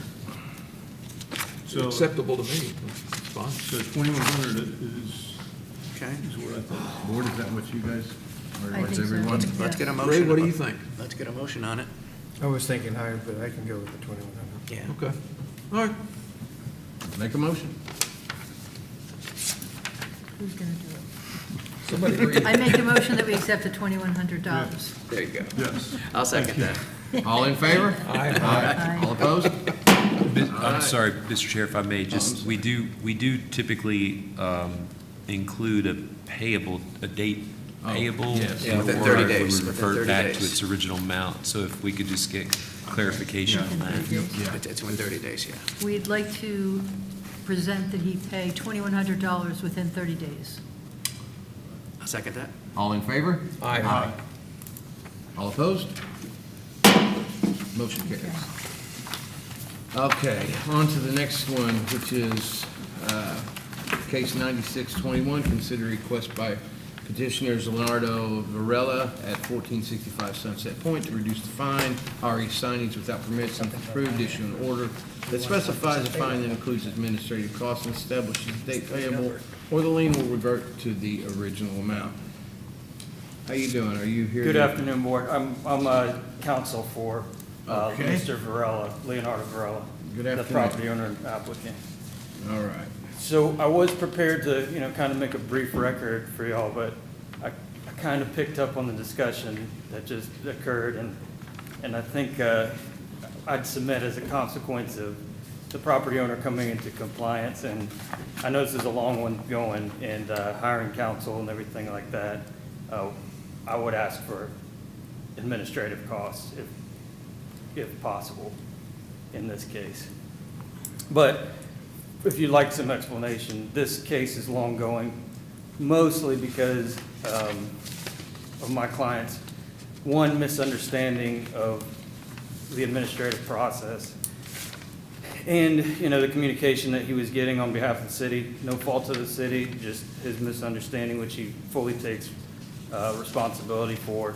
And then also just kind of being a little too kind to his tenants and accepting that his tenant was going to take care of their violations, which is what this reduction request is for.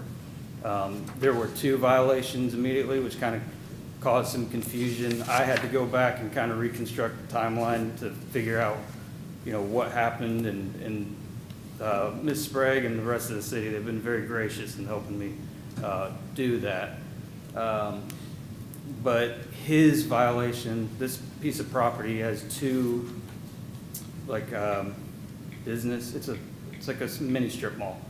So he's got 2, his business, which is a meat market, and then the other business, which is no longer there, was a cell tech repair business. When he found out that he had a violation, he took care of that immediately. Then he relied on his tenant to take care of the permitting issue, that they just kept kicking the can down the road, telling him it was fine. And so he would assume, thinking no news is good news, that since he hadn't heard anything from the city, that everything was fine, that he was in compliance and everything like that. Unfortunately, he started getting lien notices, several years down the road.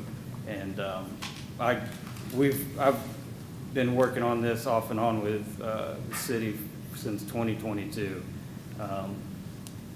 And if anything else, maybe I should point the finger at myself for not giving him as much urgency and letting him know, the property owner's responsible, for any kind of violations. I don't know that opening up on the record with ineffective assistance to counsel is great for me, but here we are. I'm okay with doing that.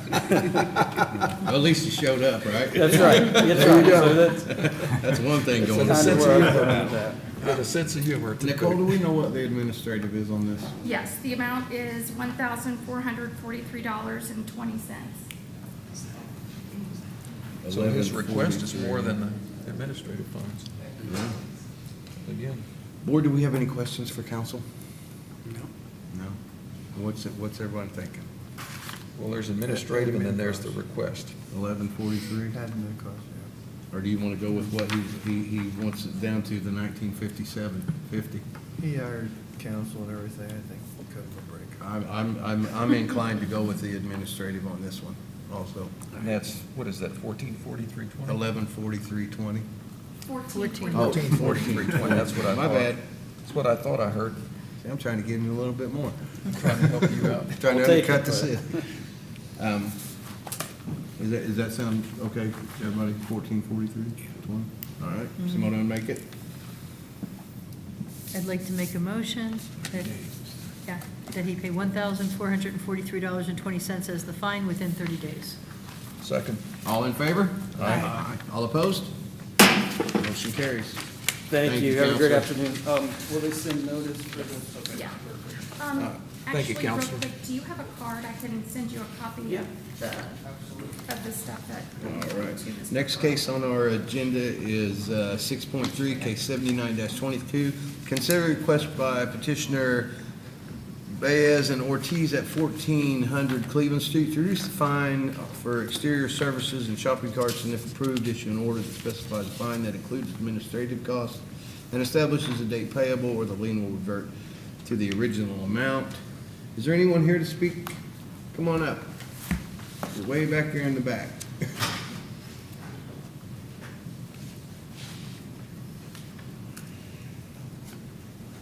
State your name and address for the record, please. Good afternoon. My name is Maggie Lichty, and it's 1406 Cleveland Street. And you represent the property? I do, Okay. yes. They're my friends. All righty.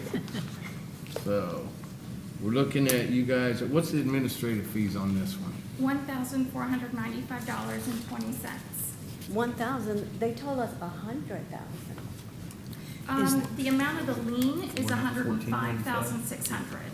Okay, okay. All right. Nick, You're right.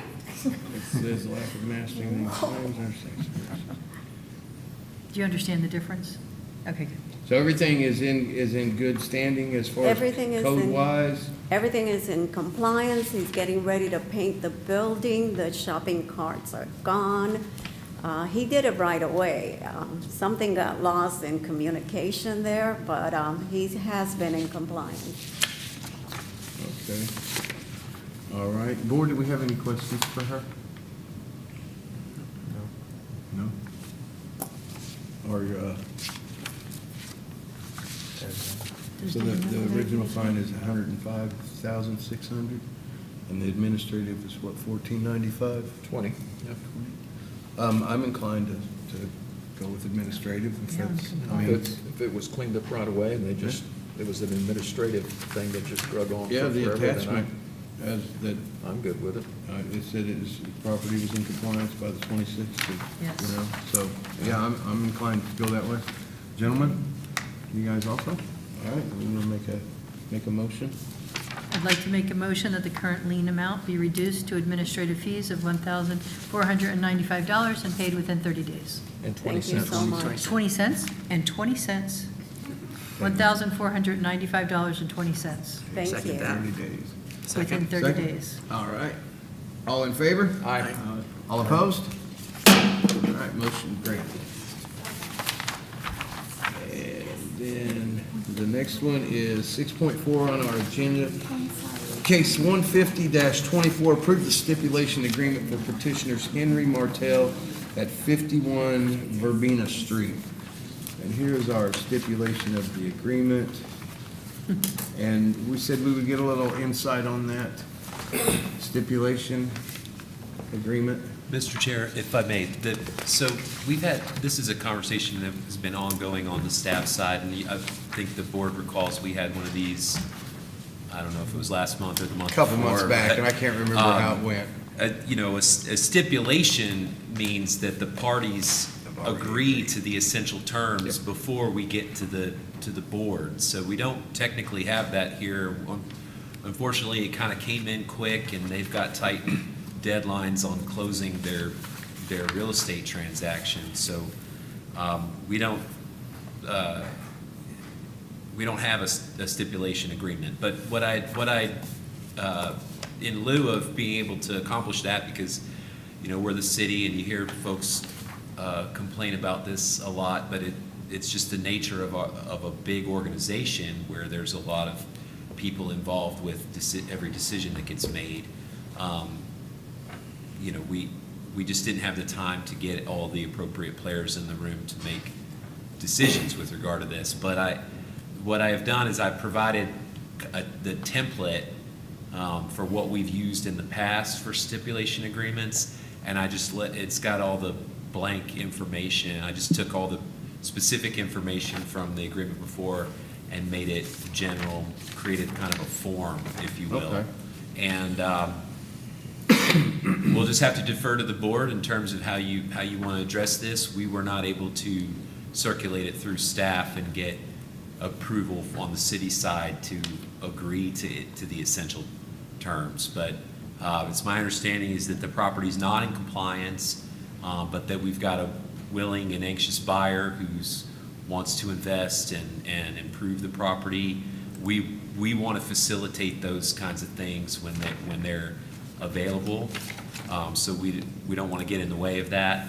But from our side and trying to protect the community and the community's interests, we just want to make sure that those things are done in a timely fashion. So with that, I'll turn it over to you all. It looks like the clerk may have something to Let me add. just provide some more information, and my apologies. So yesterday, we had some network issues throughout the city. So I know that some people had to go home, some people had no connection. So we worked through it, and I was able to speak with and talk to Rebecca Mulder about the agreement. Okay. And it was provided to, I'm sorry, are you? Kyle Martell. I'm sorry. Yes, no problem. No State your- problem. state You your guys- name for My name the- is Kyle Martell, and I'm the manager of Terry LLC, and I'll give you some more I'm information as sorry. soon as Nicole's finished. Sorry.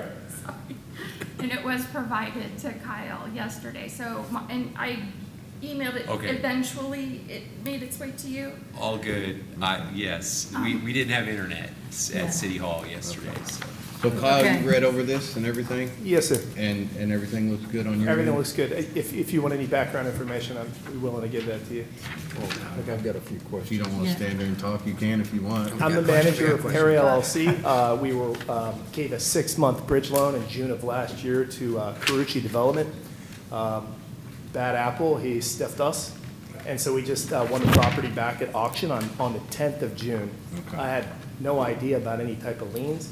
There might have been, and the builder was kind of saying, the builder that was also involved with Carucci Development was telling us that they were taking care of these things and blah, blah, blah. So now we inherited this, and just in a real quick turnaround, there's a legit commercial developer, does multifamily and Park and Eliezer. They're based out of Clearwater, and we have a closing this Friday. Ready to get going on So, this. look, the bottom line is, the bad apples, we're getting them out, and what I'd like to do is step in here and, I know, listen, you guys have been frustrated with this property, and I don't anticipate any other problems. So, I put down, I didn't know what number to put down, so I said legislative administrative costs at the direction of Nicole, and, however you guys want to. I mean, that sounds, How much are the fines on the property? I mean, the total things. Yeah, I do not have that. okay. Did I tell you what it was by any chance? You did, I can pull it up. I don't think I can get on. I mean, this is kind of already like been hashed out. I We're know, just I'm just- saying, oh, We're just okay. saying yes. All right. Rather have more data than not enough. Oh, my apologies, it's 36,250. So it hasn't, I'm good with this. it hasn't been, in Yeah. too long collecting liens. It's been going For on some for of them years. that we see, yeah, some of them 7, 8 years, And it's gonna be, So- Needs a 5-minute recess after this case. Or less. After this one. Okay. Yeah, I don't see any problem. Do you guys see any problem with the administrative costs on this one? No. 1278.20? No? All right. But just to add to it, the way that I've written this is that they have until August 24th to get everything into compliance. If they do that, they can pay the reduced amount within 30 days, and then the city will release all the liens.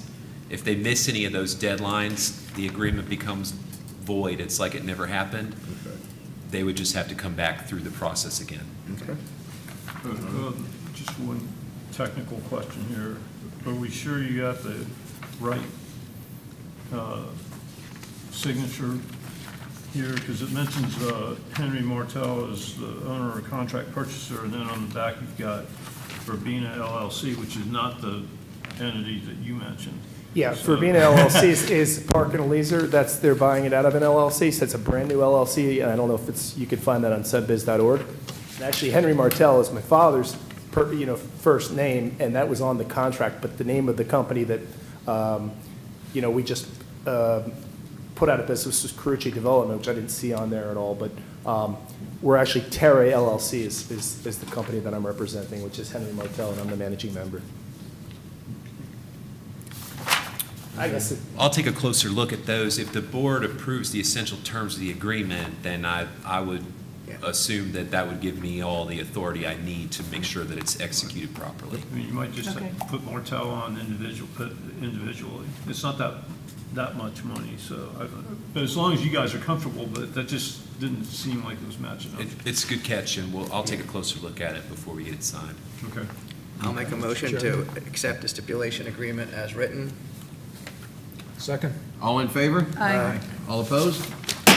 Motion carries. Thank you, guys. Thank you, sir. Thank you. A board member has requested a 5-minute recess. We will recess at 3:29 and resume at 3:34.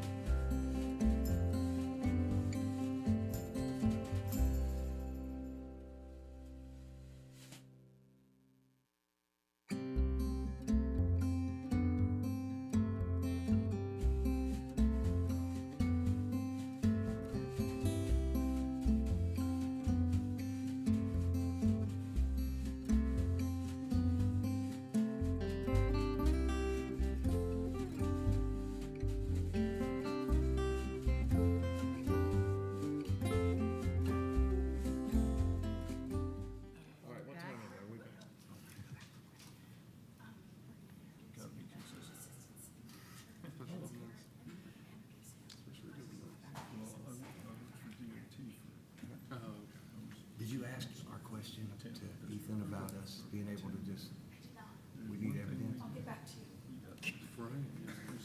Nuisance board, no, this ain't nuisance. The Municipal Code Enforcement Board is now back in session. I'm sorry. You have the floor, sir. All right, good, thank you. I'm Kevin Garrett again with the Planning and Development Department.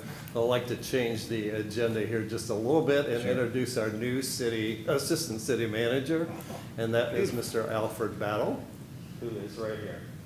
Welcome. Welcome, Mr. Battle. How are you today? I'm great. Good afternoon. I just happened to try to come around to all the advisory boards and committees just to introduce myself. So I'm here just to show face and say hello and say great job. I've been watching you on television before I came here and get a chance to do it today, and you guys are doing great work. But I wanted to put a face with the name in case you heard it but hadn't seen it.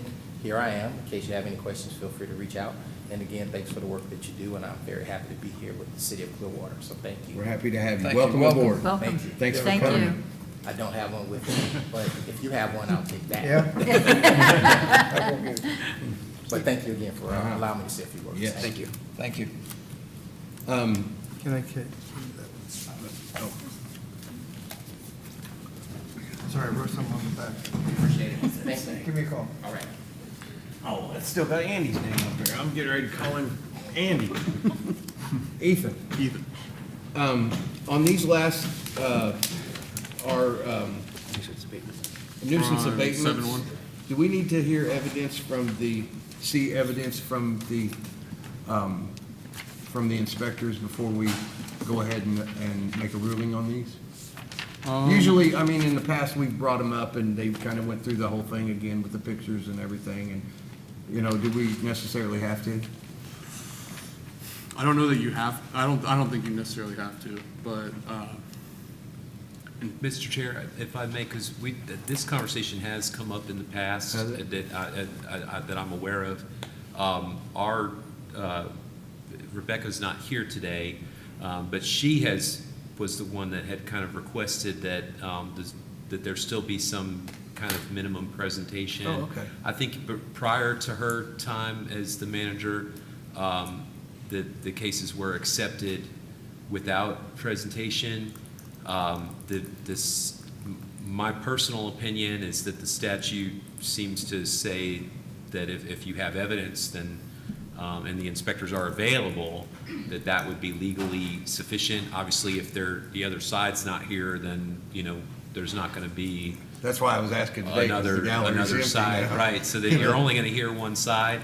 But I think from the staff side, our position is that it's still helpful to the board to kind of see these cases and see the pictures and recognize that these are nuisance abatements, these are activities where the board is authorizing the city to enter onto property and clean it up. So this is what I would consider to be extraordinary activity. I mean, these are, it's not like you're levying a fine and asking them to fix it in a few months. Mm-hmm. We're talking about the city going onto private properties. So we take, as I said earlier, we take that very seriously. We respect private property rights, constitutional rights. That's our obligation as a public entity. So I give you that information to make your decision, but obviously defer to your board counsel and what you ultimately do. That's fine. I mean, that's fine with me. I just noticed there wasn't anyone in the gallery. So I was like, well, hey, can we just, sort of like we do the affidavits, how we lump all the affidavits and non-compliance together. I thought, hey, maybe we could, not lump these together, but just say the case and then just make a ruling immediately. But no, we'll do it. Rebecca wasn't here today, so I know she does have an opinion on this, so I'd be remiss not to speak up in her absence for that. We can do that. So our next, thank you also.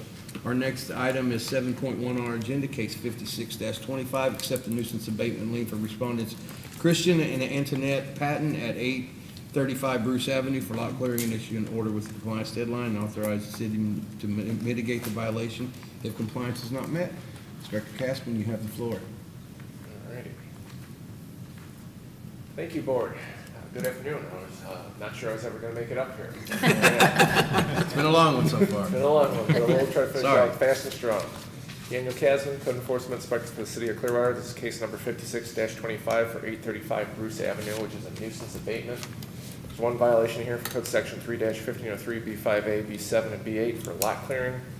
I sent out the notice of violation in May, compliance date in June, and affidavit of posting. This came as a complaint from neighbors in the area. This is down on the beach. As you know, a lot of our properties got hit. We're just trying to ask folks to clean up at least the yards in the meantime while they decide what they're doing with their properties. But I tried calling the utilities at this location. Nobody's tried to get back to me. Here's the posting on the 28th. Yard was in the same state, overgrown. The right-of-way is slowly getting taken over. This was after the compliance date. And then 2 days ago, and then today, when I went by, still the same state at the property. So compliance met for lot clearing by mowing the lawn, edging the curb and sidewalk, and removing all debris from the premises. And requesting compliance on or before 5 days from the date the Lord renders its order. Any questions? No. Nope. We're gonna all take turns on this one. I move to enter an order finding the respondent in violation of code and requiring the respondent to correct the violations within 5 days of the board's written order. If the respondent does not comply within the time specified, the city may take all reasonable actions, including entry onto the property to abate and maintain the nuisance, and charge the respondent with the reasonable costs, which will become a lien on the property. If costs, fines, and fees remain unpaid 3 months after such lien was filed, the city is authorized to foreclose, collect, or settle such lien. Second. All in favor? Aye. All opposed? All right, motion carries. 7.2 has been withdrawn. 7.3 has been withdrawn. 7.4, case number 59-25, accept the nuisance abatement lien for the respondents Desiree M. Hoyle Estates at 412 Princess Street for lot clearing and inoperative vehicle, and issue an order with a compliance deadline. Authorize the city to mitigate the violation if compliance is not met. Inspector Casper. Good afternoon again, Board. Daniel Kasman, Code Enforcement Inspector for the City of Clearwater. This is case number 59-25, 412 Princess Street, it's a nuisance abatement. There were two violations here for Code Section 3-1503 B5A for accumulation and placement of nuisances, and Code Section 3-1503 B6 for an operative vehicle. This is the day notice went out in May, compliance date of June, the affidavit posting the same day as the notice of violation. This too came as a complaint from neighbors. From the street, doesn't look like too much is going on, but then you take a look at the deck, there's a bunch of trash and debris that's been accumulating on the deck. Over there, in the side of the property, there's a VW with no license plate on it. I tried calling the utility number, but nobody picked up. Here's the date of the posting. Again, same issue on the side, and same issue with the car. The compliance date, same problem. And then 2 days ago, and then today, same thing. I did get a call from the daughter of the owner today who informed me that her mother is the owner of the property and that she had passed and she's looking to get the property back into her name so she can do what she has to be done. I informed her in the meantime, if she needed all she needed to do at this point is clean up the yard, get the cars properly tagged or removed from the premises, and she'd be okay. Also told her she could show up for today's meeting, but it looks like she wasn't able to make it, so. There's utilities on there, yeah? Yes. It looks like a still light on. in that one picture, the outside light was on. Yes. So she could take probably that trash and, like, the city would take it away. Possibly, but it seems like a lot was happening, and like I said, mother had passed, so the daughter's finally back in town. Hopefully this will be taken care of before we have to do anything with it. But compliance made for the lot clearing by removing all trash and debris from the grounds of the property. Compliance made for inoperative vehicles by displaying their license plate with current tag on every vehicle on the premises, or remove any inoperative vehicles. And I'm requesting compliance on or before 5 days from the date the board renders its order. Any questions, board? You ready? Somebody go. Bob's going. I move to enter an order finding the respondent in violation of code and requiring the respondent to correct the violation within 5 days of the board's written order. If the respondent does not comply within the time specified, the city may take all reasonable actions, including entry onto the property, to abate and maintain the nuisance and charge the respondent with the reasonable costs, which will become a lien on the property. If costs, fines, and fees remain unpaid 3 months after such lien is filed, the city is authorized to foreclose, collect, or settle such lien. I'll second that. All in favor? Aye. All opposed? Motion carries. All right, next is 7.5. Thank you. Thank you. Next is 7.5 on our agenda, case 60-25, accept the nuisance abatement lien for respondents Karen Winter Christie at 1184 South Duncan Avenue for lot clearing, and issue an order with the compliance deadline, authorize the city to mitigate the violation if the compliance is not met. Inspector Jensen, you have the floor. Good afternoon. Make this short and sweet. The grass is long, needs to be cut. We want to cut it. Excellent. Somebody wants to go home. Yeah, really. You guys don't have to go back out this afternoon. The longer we keep you here, the less work you got to do this afternoon. Getting me in more trouble. Dave Johnson, Code Inspector of the City of Trying to help you Clearwater. guys here, just stretching these out. This is case 60-25 at 1184 South Duncan. One violation for overgrowth on the property. We've had issues at this property, in the past. We You have to bail that. We still have an ongoing board order with some junk and debris. In the last couple of weeks, for whatever reason, the grass has not been taken care of. Posted and mailed the property. The posting was removed, so someone at the property removed it. Yeah, some of this grass, as of yesterday, is close to 4 feet tall, which you'll see here in just a minute. This is the date that I opened the case. This front rear yard, there's a pond right here in the back yard. The posting, again, this is a little longer what it appears in the picture. In this this is the north side. The south side yard is not quite as long, but this north side, all the way back to that pond, is extremely overgrown. This is on the 18th. The date of compliance was not taken care of yet. And then this is yesterday, same thing. That's one of our 12-inch cones. Wow. Again, you can see how tall some of this, this stuff back here is about halfway up the fence, so. Need a brush hog. Compliance can be met for the overgrowth by the parcel being mowed. Any excess grass and material must be removed from the property as well, so all that tall grass doesn't just get left there. Requesting compliance within 5 days after the board renders its order. Board, do we have any questions? Yeah. All right. Move. I move to enter an order finding the respondent in violation of code and requiring the respondent to correct the violations within 5 days of the board's written order. If the respondent does not comply within the time specified, the city may take all reasonable actions, including entry into the property to abate and maintain the nuisance and charge the respondent with reasonable costs, which will become a lien on the property. If costs, fines, and fees remain unpaid 3 months after such lien is filed, the city is authorized to foreclose, collect, or settle such lien. Second. All in favor? Aye. All opposed? All right, motion you. carries. 7.6 has been withdrawn. 7.7, case number 62-25. Accept the nuisance abatement lien for respondents Bird J. Smith Estates at 2080 Douglas Avenue for lot clearing and issue an order with compliance deadline and authorize the city to mitigate the violation if compliance is not met. Inspector Dixon, you have the floor. Hello again, board. It's case 62-25 for 2080 Douglas Avenue. There's one violation at this property for overgrowth and trash and debris. The property was posted at the beginning of the month with a compliance date 10 days later. I don't think the mail ever made it to them, but the property was posted. Here's the property on the day of posting. They are cutting the front yard, but the back and side yards are not being cut. More of the front. In the backyard, you can see all the overgrowth behind and up near the house.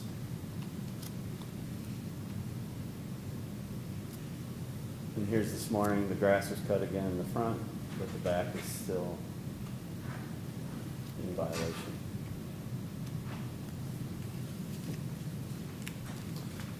So compliance can be met by clearing all overgrowth and debris from the property, and we're requesting compliance 5 days after the board renders its order. Boards, any questions? Nope. I move to enter an order finding the respondent in violation of code and requiring the respondent to correct the violations within 5 days of the board's written order. If the respondent does not comply within the time specified, the city may take all reasonable actions, including entry onto the property, to abate and maintain the nuisance and charge the respondent with the reasonable costs which will become a lien on the property. If costs, fines, and fees remain unpaid 3 months after such lien is filed, the city is authorized to foreclose, collect, or settle such lien.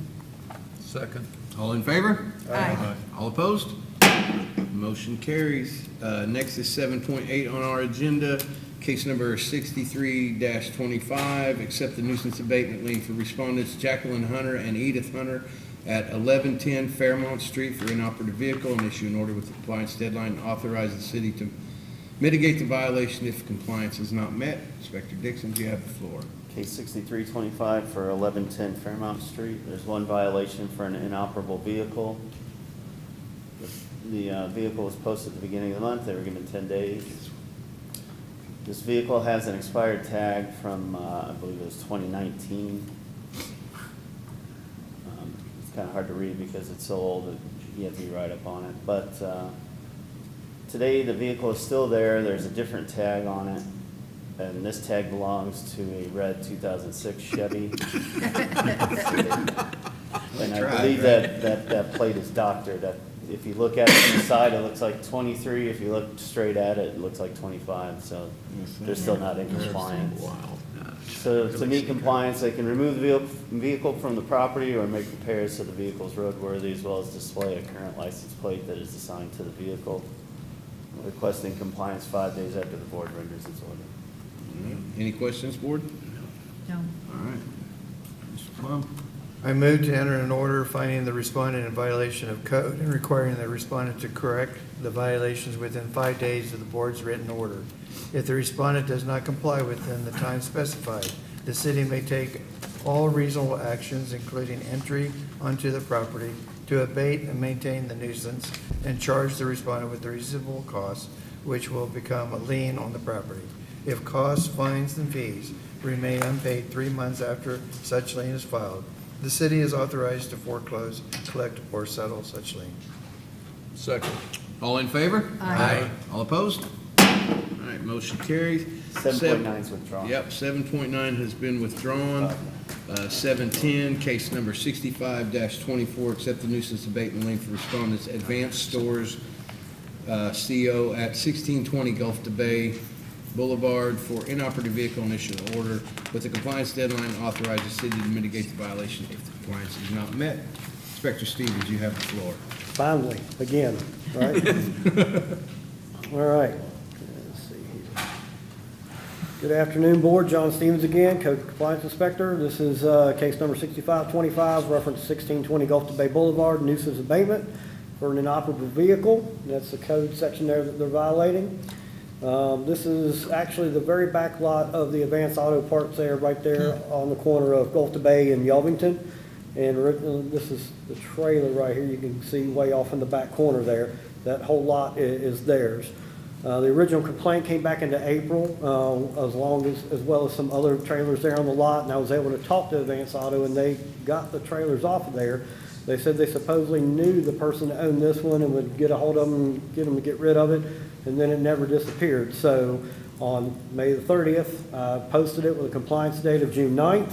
The certified mail was signed for on June the 6th. And this is what the trailer looked like on the 30th. You can see no tags or markings on it whatsoever. This is the day after the compliance date. No tag has showed up. It's still on the property. And it was still there this morning. No tags or anything on the property. And Advanced Auto has not reached out to me in any way, shape, or form, so that's kind of where we're sitting. Compliance can be met for the storage of an operable vehicle by displaying a license plate of the vehicle on the vehicle and maintaining the condition of the vehicle both mechanically and legally, or removing it from the property. And we are requesting compliance 5 days after the board issues its order. Board, any questions? No. Mr. Strickland?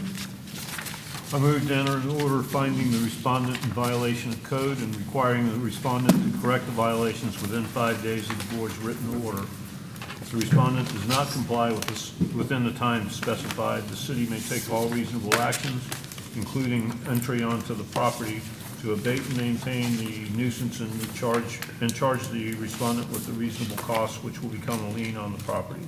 If costs, fines, and fees remain unpaid 3 months after such lien is filed, the city is authorized to foreclose, collect, or settle such lien. Second. All in favor? Aye. All opposed? Motion passes. Thank you, Board. If we have no more business to attend to, Board, we are adjourned. Thank you. Thank you for